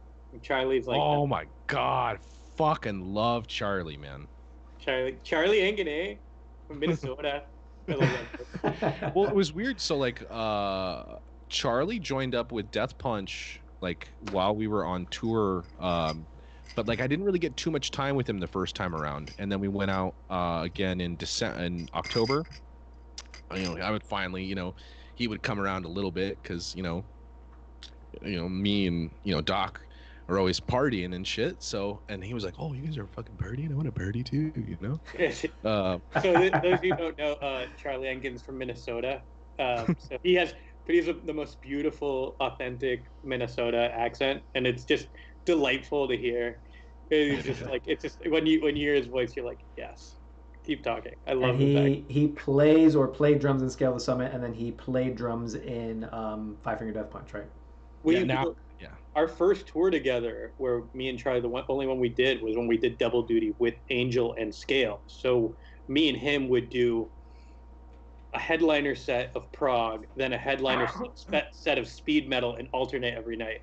So I always liked the shows where Scale was headlining because while Scale's like harder intellectually, Angel is like fuck you, speed metal, like my right hand pick, like just you're going balls to the wall. So like the nights where we'd have to do prog sets, and then me and Charlie would have to do speed metal sets. So like me and him, that tour, we earned our beer in the bus at the end of the night. We're just like, yeah, cool. And especially Charlie, dude, because like playing an hour of prog, then an hour of speed metal, and then like you're just like 2 headliner sets of that shit. That was like brutal. I mean, it was an amazing tour, but yeah, that Charlie, good. I remember when we were in Europe earlier this year, January and February, when Andy James came on to fill in for Jason Hook. Anderson James. I love it. I love that point. Me and him were talking about something the other day, and he's like, it's no better feeling when you get that and you dick beaters. I think is what he said. When he's referring to hands, he calls your hands dick beaters. Dude, I love it. I can't. But so I'm out in the crowd. This is Andy's first show. Like he had like fucking 4 seconds to learn all of Death Punch's set and all of Jason's solos. Wow. So I'm like, I'm gonna watch this guy. I've known Andy James for a little bit, and I was like, and it was just like, seeing Charlie and Andy out there, and Andy fucking smashed it. Like, he's a surgeon, man. He's a surgeon, dude. But I'm just like, I fucking love watching Charlie with Death Punch, because, man, me and some of the other Bad Wolves guys had to slap some sense into him a couple times, but I won't get into that. But I fucking love seeing him out there with them, man. Like, I really feel like he brings like a certain like energy, and just because he's a fucking dope drummer, and he like doesn't pussy hit. He hits the fucking drum the way it's supposed to be, and yeah, he hits with him like he's got a fucking pair. Yeah, him and a Noop. Like, I always say that, like, when I hear a Noop Sastry and him hit a snare drum, I'm like, yes, hit that snare drum. I don't know. Yeah, I honestly, like, me and Charlie got a lot closer on the last tour, and like, because he's kind of a shy boy. He's really sweet. He's more of an introvert, but a very sweet guy. And I was just really impressed with just like what, like, not only a caliber of a player he is, but what a caliber of a person he is. Like, because I wasn't sure, when you're the new guy in a big band and you're on, I would always make sure I said hello to him. I'd be like, I went out to him on one of the first shows I met him. I was like, yo, I'm friends with Kilian. I'm a big Skills Summit fan. And he's like, oh, shit, no, really? And I was just like, yeah, he's like, oh, okay. But then on this last tour, like, we would go out for drinks and go out for dinner and, and hang out and be like fucking homies. And like, we really got to know each other. I'm just like, yo, this guy's just fucking all around dope. If I ever need a drummer, I'm calling this fucking guy. Yeah, he's like, it's awesome. His like home activities are like ice fishing and like fucking watching Vikings games. Like, he's just like a wholesome guy. Yeah, super wholesome, and he's just fun to be around too. Go Vikes, go Vikes. Yo, so do you guys remember the moment, or do you have like a tour moment that was like, I can't do anything else than what I'm doing right now? Like, do you have like some standout tour moments that are just like, fuck, this is, there's no way that I could be doing anything else? For me, I really feel like I've always had it. I've always kind of had that. Like, yeah, after my first week on tour ever, I was just like, yeah, I'm totally able to do this. And I really, with, everything that's happened with Bad Wolves, and even before then, like, anytime I would try to quit music, which I've done, I've tried to quit music 3 times, there's always been something that's brought me back, like an opportunity or this or that. And I'm just like, I'm really fucking not good at anything else. Like, yeah, I work in IT. Yeah, I work in whatever. But I'm just like, I don't like, I mean, I enjoy those, but it's not the same thing. Like, I there's no way I think I could devote as much time, money, and just like love to any other job. Yeah. Yeah. For me, I think there are a couple of shows. One that stood out was last year. Scale played with Leprous and Sky Harbor in Mexico. I really love Mexican crowds. There's something about them that they appreciate it more, just because we're more of a rarity in the prog scene. That was such a wonderful, like, fuck, this is so satisfying. There was a couple of shows on that last tour that with you guys that I thought that, like, where the shows were good, that, like, I really, had that, like, wholesome, this is why it's all about moment with Abiotic. Yeah. And then just throughout the years, there's just those magical concerts that kind of remind you, like, oh, wait, sometimes this is totally worth it. And they're not, unfortunately, it's, not all the time, but it's enough that it's a motivator to see through to the next time you see it. So I've definitely had a couple of those that were just like, I get it. I get why I invested this much time into it. Yeah, and I really think, like, because when you get to be fortunate enough, like myself, I consider myself very lucky. I try not to take advantage of any position that I'm in, and like there are times, when it gets hard, like, there's been, a fight in the band, or, you're having problems at home, and then you're just like, this is fucking stupid, blah blah blah, like I don't want to fucking do this. But then like there's always something for me that happens that's just like, you are one of the luckiest motherfuckers on the face of the planet.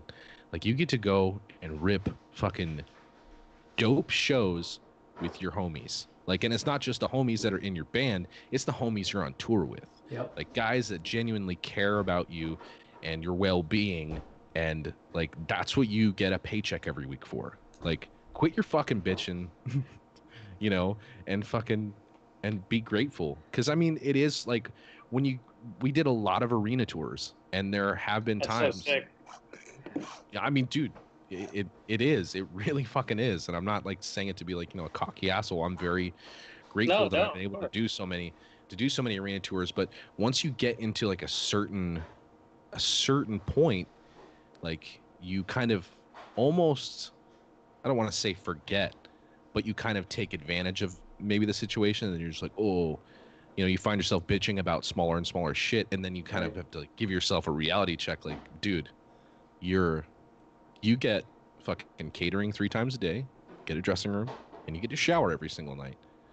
You get a nice case of beer. That's sick. You know, you get some fucking Truly or White Claw in your dressing room, and maybe a little bottle of tequila. You know what I mean? It's just like you have nothing to bitch about. And you know, can it's like, you can sleep in between shows.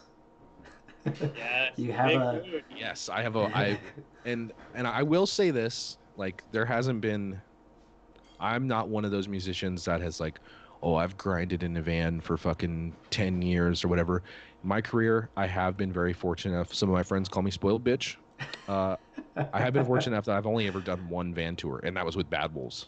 Wow. You know? So, me and John just like cry. Are gonna just cry together after this. Yeah. I'm just gonna go have a good cry after.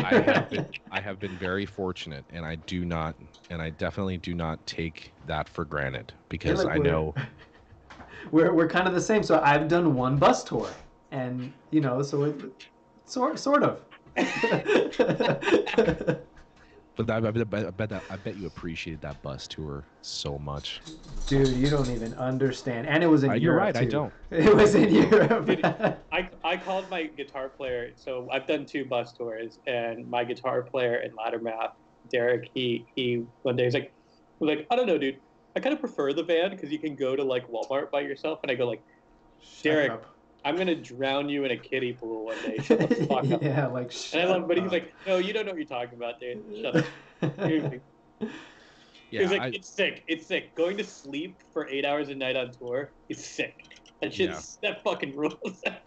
It does, and like I said, I have been very fortunate, and I am aware that there are plenty of guys who are older than me, who've been touring longer than me, who have never done a bus tour. So I do appreciate the fact that our band can't afford to travel that way, you know? Yeah.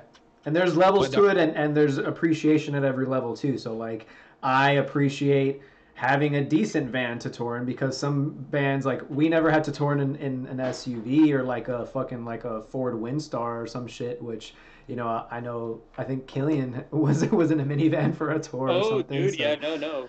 With Felix, every tour I did with Felix was in Toyota Sienna, and I did one 11-day tour in a Toyota Camry. So like, oh, fuck me up, Jesus. Yeah, dude. So I've like everything. I'll say like, I've eaten that plate of shit, dog. So like, if anyone wants me if anyone got those arena tours, I can sleep. Sleep in tiny couches. I only need food and water and a bass. I mean, dude, you know, I always keep my ear to the ground for, you know, for stuff like that. And then, you know, like, you know, I felt, I don't know, like when Charlie did join Death Punch, I was like, to me, there is no, I'm sure there is, but and I felt like in the scene, I felt like there was no one who deserved that more. You know what I mean? Yeah. Because he is a great drummer. And it's like, yeah, the music isn't fucking rocket science, but it's just like, who cares? You get to travel around the world comfortably. Hotel room day off, you know? Hotel room when there's a show, you know? not us, but I'm saying like, you know, guys like Five Death Punch. Exactly. They have, it's like play stuff. That's not hard. not really that hard. And yeah, you get paid to have fun, and on top of that, but like, and he's one of those people that also, even if he were to have a bad day, he would never show it, and he would just still play just as good, and just do it. And like, yeah, especially because like for those who don't know, Charlie had like went to school for music. He got his master's in percussion, had been teaching. He just been grinding, like, you know what I mean, like grinding. And even with Scale of Summit, like, you know, we're no small fish, but at the same time, we couldn't provide that at all. So it was just kind of one of the things when he got it. It's like, you know, he's like, oh man, like, you know, like making a living off of music 100% just doing that. And yeah, man, he earned that shit like a motherfucker. Yeah. Fuck yeah. So what do you guys have as far as like influences go? If you've got, let me see if I can help you out. If you've got 5, who are your 5 bass players that like, if those guys don't exist, you don't exist? Why don't you go first, Kilian? Because I've been fucking talking everybody's ear off. Oh no. But dude, you have the most soothing voice though, so like I'm about it. You do have a really nice radio voice. For me, it's gonna be hard to list 5, but like Jaco Pastorius, Victor Wooten. I'm gonna deviate from the normal. There's this bass player by the name of Ray Riendo. He used to play for Rob Halford, but those triple pluck, all that stuff comes from Ray. All that like multi-pluck stuff. Then Peanut from 311, I like as an influence, as someone that I love.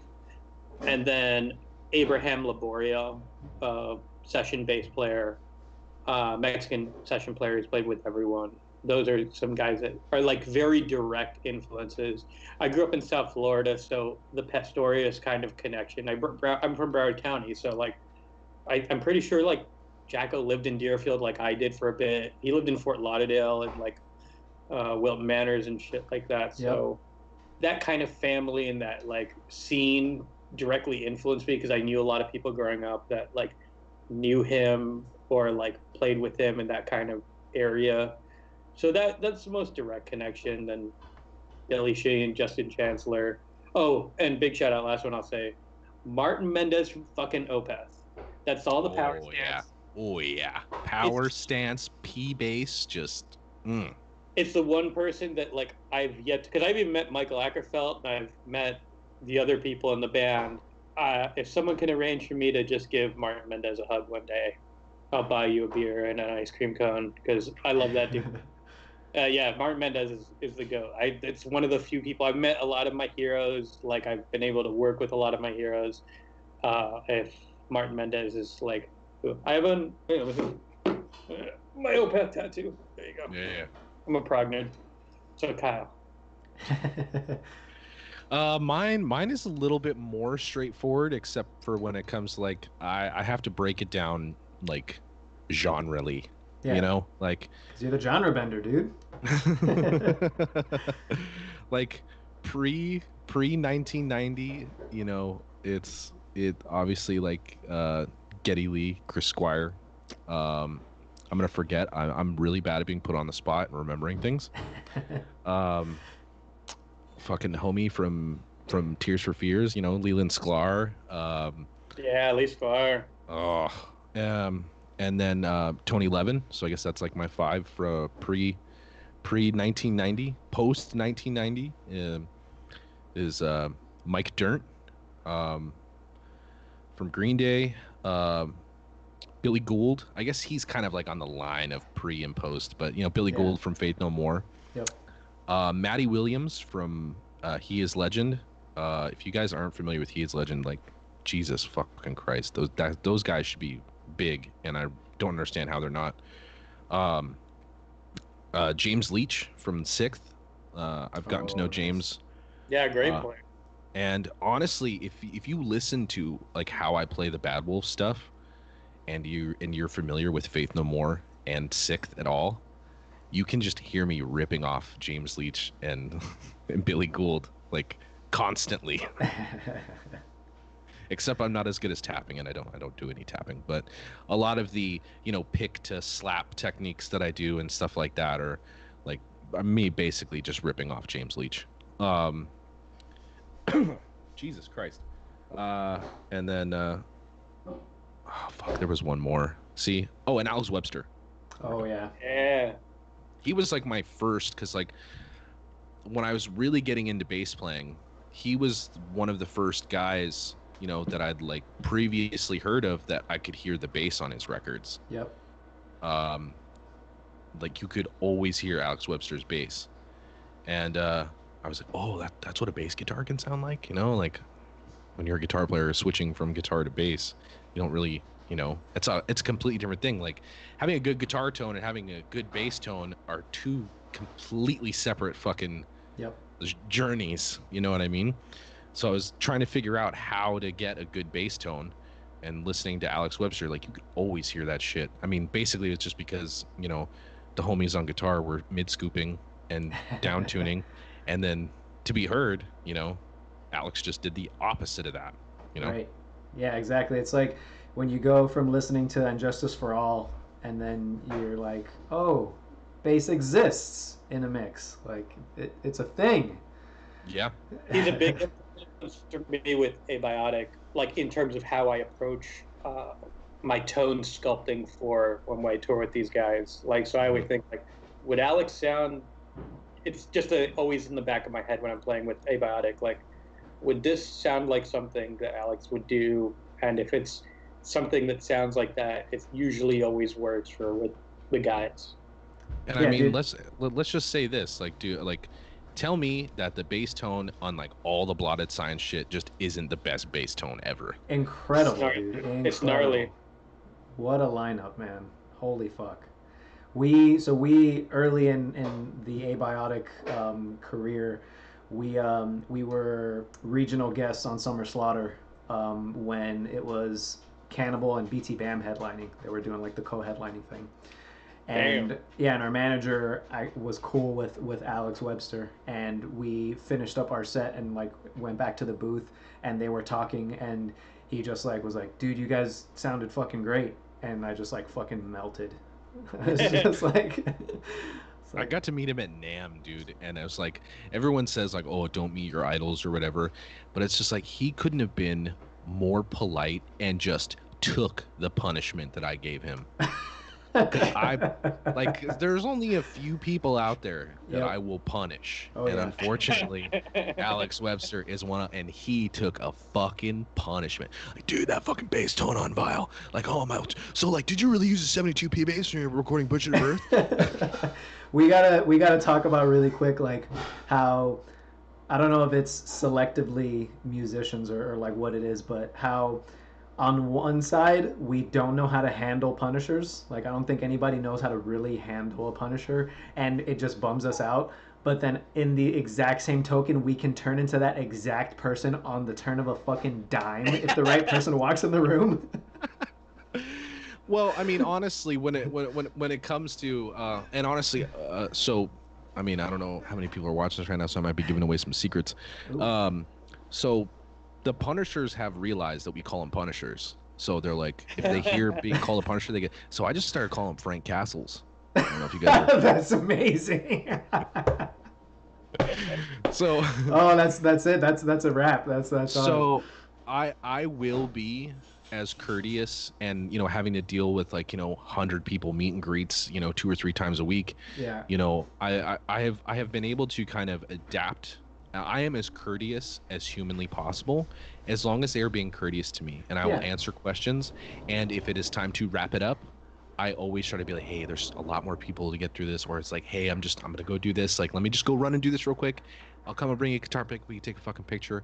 And they, for the most part, if you treat them just, like, and because it can be, the guy's like what gauge is your G string? Is it wound? Is it unwound? Is it stainless? Like, oh, you have a headless guitar. Like, where's the fucking other 90% of that headstock, bud? Oh God, I've had that. I really feel like if you just give them the attention that they like, little kid almost, because they're excited, they're giddy, Yep. They're excited. So if I just tell them and I'm like, hey bud, I gotta go do this thing right now. If you stay here, I will come and I'll bring you a guitar pick and we can take a picture. But I was like, but I can't stand here and talk to you all night long. I was like, we cool? So I've been able to kind of figure out a way to not be punished just because all they are fans and they're just excited. Now, some of them have been known to cross the line, and I have zero tolerance for habitual line stepping Frank Castles. Habitual. Yeah, habitual. Because you give a motherfucker an inch, they will take 17 miles. Oh, you know yeah. what I mean? Yeah, yeah. So I try to be as nice as humanly possible, but if they are disrespectful in any way, shape, or form, I just turn around and walk away. Yeah, that's the move. I'll never forget. We were playing in New York, right next to Chelsea Market, with so Scale was opening up for Marty Friedman, and the only thing was at this venue, the merch booth was not in the middle of the room. It was literally in a corner. So when I was near the merch booth, I couldn't leave. So I'm in this corner, and this guy's here, and Derek was our merch guy on that tour, and he'll laugh about this. If he sees this, he'll laugh. This guy punished me about Prague and Yes, and I had no exit. I couldn't do a thing. 25 minutes. And but here's the thing: he had bought so much merch, so he kept on buying more stuff. Like he bought in double vinyls, he'd bought in shirts, he'd bought in tab books. So I'm like, fuck, he's dropped $200 in merch. So I'm like, just myself, so I can't. But I just see Derek laughing and chuckling as this guy is just incessantly punishing me, and I have no route. But he had a handful of merch, so in 25 minutes, 25 minutes nonstop. Now I will say this because I don't know how people are going to take my my explanation of how I deal with overexcited fans. Yeah. If they are spending money on your band, I really feel like, you know what? Who fucking cares? As long as they're not crossing the line, because I mean, dude, I told this story on our Patreon. I had a fucking guy ask me to fuck his wife when I was in Germany. Oh man. So it's that big dick energy. It just they can smell it. So it's just as long as you're respectful, and if you are, if you're coming to our show, if you're there, if you're wearing a Bad Wolves t-shirt, if you're wearing fucking, one of my fucking t-shirts or whatever, cool, I'll sit there and talk to you, but you also have to accept when I am done with the conversation as well, because it's just trust me, I would love to sit there and talk for 20, 30 minutes. I mean, I can fucking talk. You guys know I can fucking talk. I would love to sit there and talk with every single person for 20 or 30 minutes, but I was there's just not enough time in the day. Right. So it's just as long as they can be all right, I'll spend a little bit of time with you, and I always try to get the guitar pick or selfie, or you want to take a picture? Do you want me to sign something? That kind of eases around that, because once you start doing that, then more people come, and then if they feel oh, I can't bother him now, oh, Yeah. But if they're spending money on your band, on my band, I definitely will take more time out to show my appreciation, because honestly, it's yeah, we joke and we call them fucking punishers, and I fucking call them Frank Castles. But if they're the ones that are spending money on your band, you wouldn't be where you are without them. Exactly, exactly. So we've got a question I was gonna ask, but I chose not to. But somebody else did. So did you fuck her? No, I didn't. What a good guy. What a good guy. No. I was really on the spot, and I was doing autographs and pictures after the show, because anytime someone does recognize me, I'm oh man, they recognize me. Dope. Of course I'll fucking take a picture. Of course I'll sign whatever you want. If I have guitar picks for fucking everybody. Yeah, like I said, I told the entire story on the Patreon. But it was just she had brought me a gift and wanted to give me a gift, and the husband was just oh, can she have a hug? And I was oh yeah, of course. I was oh, what's your name? I was do you want to take a picture? She's no, I'm too shy. All right, well, if you have anything for me to sign, I'll sign it. And then he gets real close, grabs my arm. Oh no, no. All right, this microphone is my face, all right? You fuck my wife. Oh, he said it with the accent too. That's so good. Yeah. Like, And I was just like, but mind you, he is grasping me. Like, he has overdrew like my personal bubble. He is inside my bubble. I could smell the fucking Becks on his breath. Oh man. Like, and Eesh.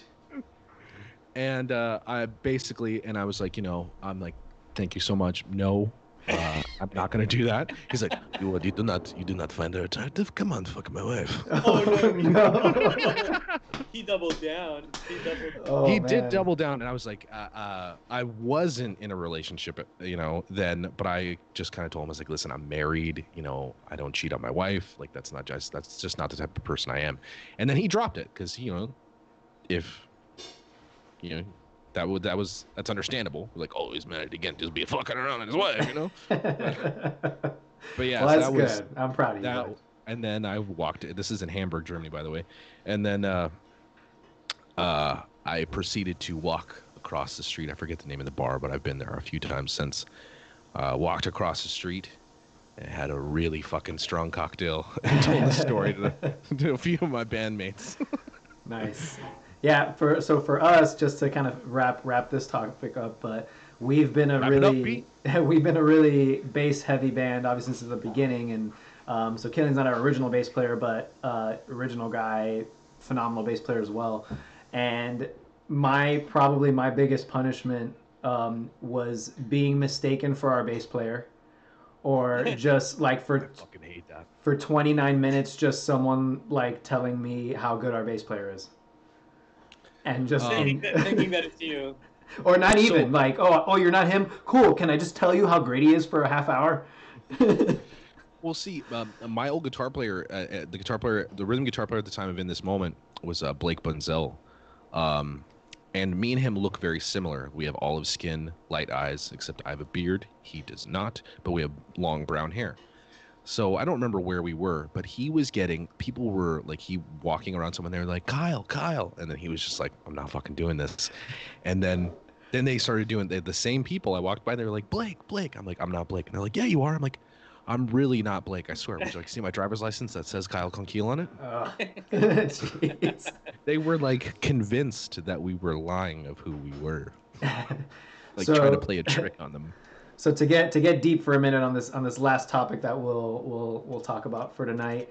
So all of us in some capacity have been torn for a while. Kyle, you probably longer than Kilian and myself. But do you guys find yourself, again, at our peak, we were out every other month for like 5 or 6 years straight. And I'd get home and like wouldn't fucking know what to do with myself, like didn't really know how to like be a functioning person at home. Do you guys like go through any kind of like PTD, like post tour depression, and like how do you guys handle that shit? Post tour blues. And we'll see what happened is that like I said earlier, the first year of Bad Wolves touring was pretty much April to December with maybe like a week here, a week there. During that time, at the time I was in a relationship, your body doesn't know what to do when you get home. Every day you had a schedule for, there sometimes we would do like 2 or 3 back-to-back tours sometimes. And my body just didn't know what to do. And I actually had to go to counseling at the end of our first year of touring, just because my body and my brain were just like, anytime I would get home, I was just turn into like manic depression. Yeah. Because I would have everything, my days planned out for me, and it's like, yes, I do have a day job when I'm at home, but it's different. I'm traveling. I've got I got to eat breakfast at this time, lunch at this time. We got the sound check. We got this. We got the rock show. All right, let's go to bed. To like, all right, I'm home now. Doing nothing for like the first week, just because I wanted to give myself time to recoup after the tour. Yeah. But it definitely does. It can take a mental toll on you if you let it. It's really easy to slip into you know, the booze and the drugs and the chicks, just because it's just, you know, it's something to do, you know? Yeah. And, you know, I've definitely had to take, you know, a step back after that first year, just to kind of like reevaluate, if I really am like, can I do this? Because I was like, if I can get through this, I know I can do it. Because I'd never done anything for that amount of time, like that many tours, that many shows. Like I think we did like between April and December, I think we did like 200 and some odd shows. Holy fuck. You know, but I think one of the most, if not the most important thing to take care of when you're touring is mental and physical health. And sometimes, you know, working on your physical health can help with the mental health, or just having someone to talk to if you are feeling a certain way, you know, because there were times, because of the situation I was in, where I felt I was alone and couldn't talk about how I was feeling, just because, you know, you didn't want to be a bummer or, you know, whatever. But, you know, it definitely can be tough. Yeah, there's that whole stigma of like, you know, oh, but you get to tour and then you're in a band or like a big band or whatever. It's like, what are you fucking, you know, sad about? And What it's do you like, got to but, be sad about? yeah, but Like, there's, I missed my fucking best friend's wedding. yeah, You know, well, you know, I've missed fucking funerals. I've missed deaths. I've missed births. I've missed exactly. birthdays. I've missed holidays. You know, people don't think about that. When you miss every single holiday in a year except for Christmas, Yeah, you know, it can get a little bit fucking lonely out there. Yeah. Regardless if you're in a relationship where you're close with your dudes in your band, that doesn't matter, you know? yeah, and there's struggles on all of it, right? Because when you are in a relationship, there's that whole thing of like, you know, you're obviously not home, so you're having to try and make that work while you're not home. And we're lucky enough to be really great at the thing that we probably love most in the world. Mm-hmm. There are, or I say really great, like we get the opportunity to do it. And not everybody gets that, you know? So Yeah, it's also having that in the back of your mind where it's like, there's somebody at home sacrificing something for me so I can be out here. They're dealing with me not being home so that I can do what I love to do, and exactly. making sure they feel appreciated and that and all that shit. So, Killian, what are your thoughts on it? I definitely agree with a lot of what's said. For me, in my personal experience and the way my career has gone, is that I never had like a big break. I never had a break where all of a sudden, like, we dream come true. It's more like what I get a lot is that I get like peak withdrawal syndrome, where like all of a sudden something really pivotal to my career that will help me elevate my name, or like something really awesome happens, and then something kind of just makes it pump the brakes. So like perfect example, like the new Scale of Summit record has been done since August, and it was supposed to come out in the fall, and then we had to part ways with our tour manager, like the person in charge of booking, because they weren't getting us the thing that we needed. Then come January, we were supposed to release it, and then Chris's dog died, and then a bunch of family things happened on his end, and we had to hold it. Then COVID happened, and then Yeah. because of COVID, the album, things like that. So it's just one of those things where like I feel like sometimes when like something really good happens in my career, then there's usually the hammer fall of like now time to wait.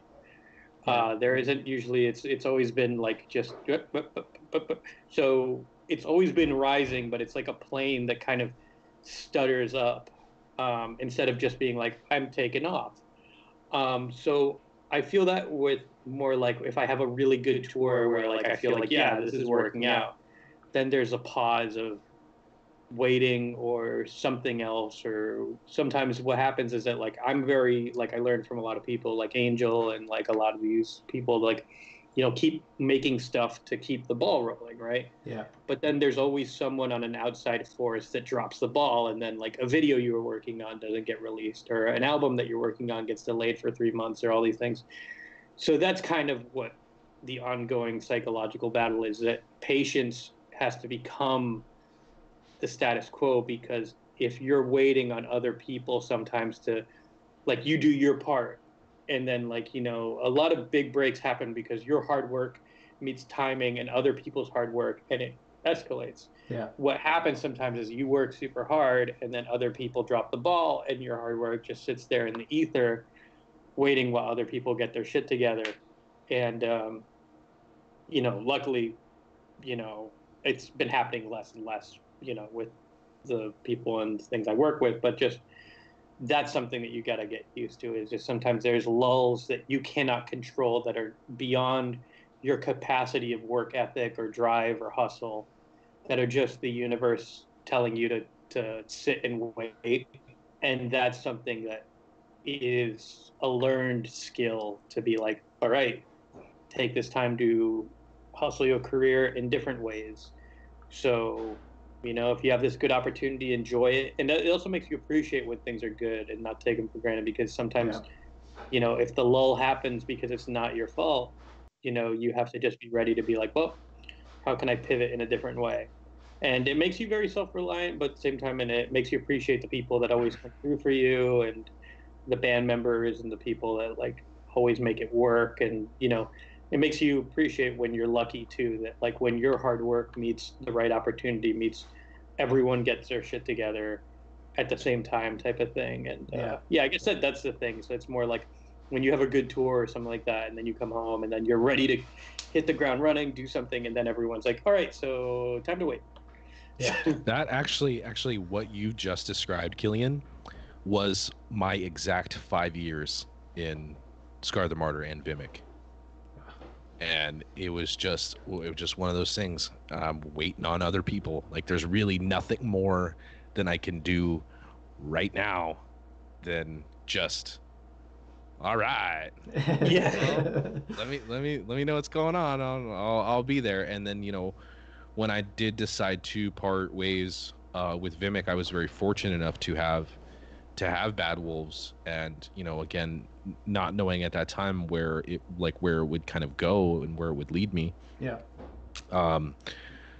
You know, I just really think Kilian, you're a good dude, and you're a fucking fantastic player, you know. Thanks, and I'm always likewise. rooting. I'm always rooting for you, man. So Likewise, man. But yeah, that is one of the most fucking frustrating parts of the job, is literally everything Kilian just said. It's like the biggest it's the biggest fucking boner killer ever. It's like your job is like the hottest chick in the world, you know, and you're gonna go smash, and then it's just like, oh no, and then you're just, oh, boner killer, you know? It's a really apt description. I guess like it's like, I don't know, if like she was in the military and then she has to do another tour, and then you gotta wait, and you're like, ah. And then she tells you she might be coming home, and then she's not. Yeah. So it's just 6 more months, and you're like, but I just waited 6 months. Dude, seriously, man. Like, but honestly, I really feel like, you know, again, you know, all the COVID shit.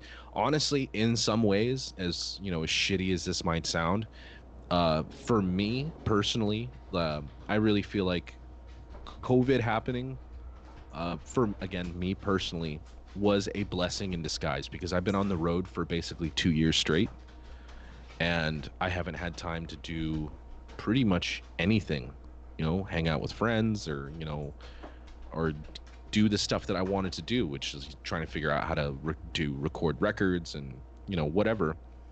But I've really taken this time because I haven't had the opportunity to do some of the stuff that I've been wanting to do because of my time restrictions of not being at home. I've been, minus the first couple weeks, I think the first 3 weeks, 3 or 4 weeks, I think everyone kind of had a weird adjustment period. But once that adjustment period kind of was like, oh, okay, well, what the fuck am I going to do with my time instead of just fucking jerk off and watch cartoons all day? I really feel like it's been, you know, a blessing, at least for me, in the way of like my creativity is blooming more than ever. and I feel like I'm actually like doing stuff. I have schedules. Like, all right, you got to get up by this time during the week. You have to make sure you work out for an hour a day. And make sure you didn't fucking eat breakfast today, cocksucker. Got to have some lunch. I'm trying to give myself a schedule. Like Mondays, I do the Patreon shit. Tuesdays and Wednesdays, I work on fucking music, and then I record bass to stuff that I'm working on Thursdays and Fridays. And it's giving myself like a schedule and actually feeling like, all right, you can actually make this with the opportunity you've been given with the COVID. You are given an opportunity to actually make all of this stuff that you've been wanting to do your job. I've been wanting to do videos. I've been wanting to do gear demos or fucking even like, consumer brand product reviews, Yep. And it's like, now's the fucking time.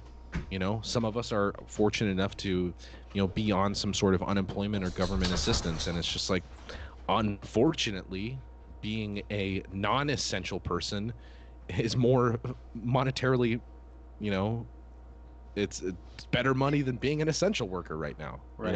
Yeah. For some jobs, yeah. Yeah. So it's just like, fuck it, I've been lucky enough to have my store to help support, some stuff that I'm doing financially, like, my new computer and a new camera and shit like that, because it's for stuff that I've been wanting to do. So now I have the fucking time to do it. I think it would be a waste of fucking time if I left the quarantine and didn't do at least something productive. Now, that doesn't mean the viewers or whatever, it doesn't mean if you didn't come up with a new hobby or learn something new, it doesn't mean that your quarantine time was wasted. This is just how I chose to spend my quarantine time.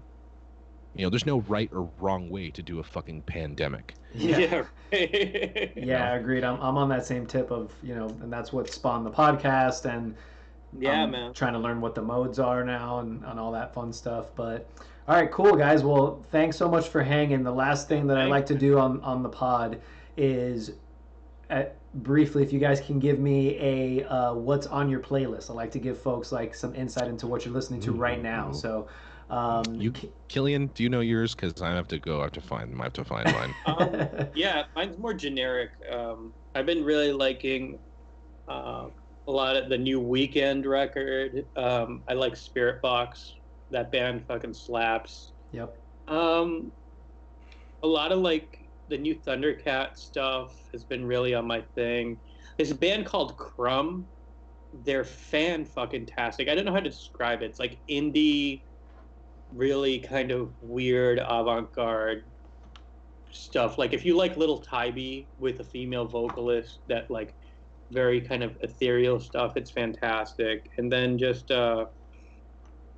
honestly, just the new records that I'm trying to record, and that's really been my big thing. So, but yeah, Thundercat, Crumb, Spirit Box, and some like synthwave shit in the Weekend. Yeah, that's me. Word up. All right, Kyle, what do you got? Fuck yeah, synthwave.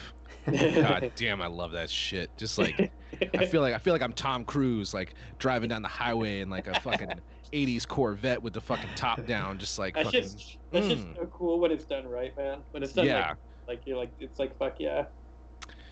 Mainly like, fuck man, I love 80s music, but if synthwave wise, the Midnight, love that shit. Huey Lewis, I've been listening to. I mean, I always listen to Huey Lewis for some fucking reason. I love, and Toto and shit like that. But like, nice. I got some Pig Destroyer on here. I got some Wu-Tang Clan. Billie Eilish. I fucking love Billie Eilish. I don't give a fuck what anybody says. She fucking rules. I fucking love me some Billie Eilish. Rammstein. Fucking. What is Megadeth?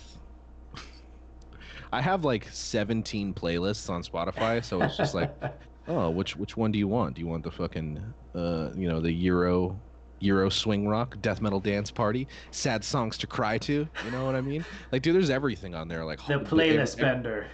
The fucking everything from like Halsey to Necrophagist. You know there what I mean? There you go. Nice. Holy shit.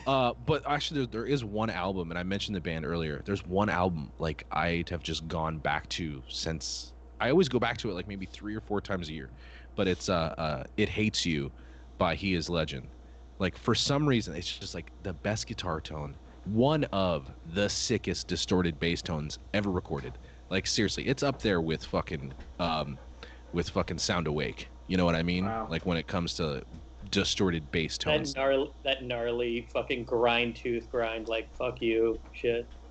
Yeah, well, I mean, it's a full tone MOSFET bass drive, like one of the original ones, and just Matty Williams just knows how to make that bitch just sound good. But that whole record, it's like there's nothing unskippable because there's two-step rock songs, there's like fucking punishing low tunings, but there's also a lot of melodic parts. There's a lot of melodic songs. There's like songs where it's just like it's only acoustic guitar and vocals for the first 4 minutes, and then the last minute is like. But It Hates You by He Is Legend it's got to be in my top 5 records of all times. Like it's just unfuckwithable. Fuck yeah. Tight. So, ladies and gents, Kilian Duarte and Kyle Konkiel, thanks so much, guys, for hanging. Again, Thanks. Kilian, absolutely. Kilian plays with your boy in Abiotic. He plays in Scale the Summit and, like I said, about 47,000 other bands.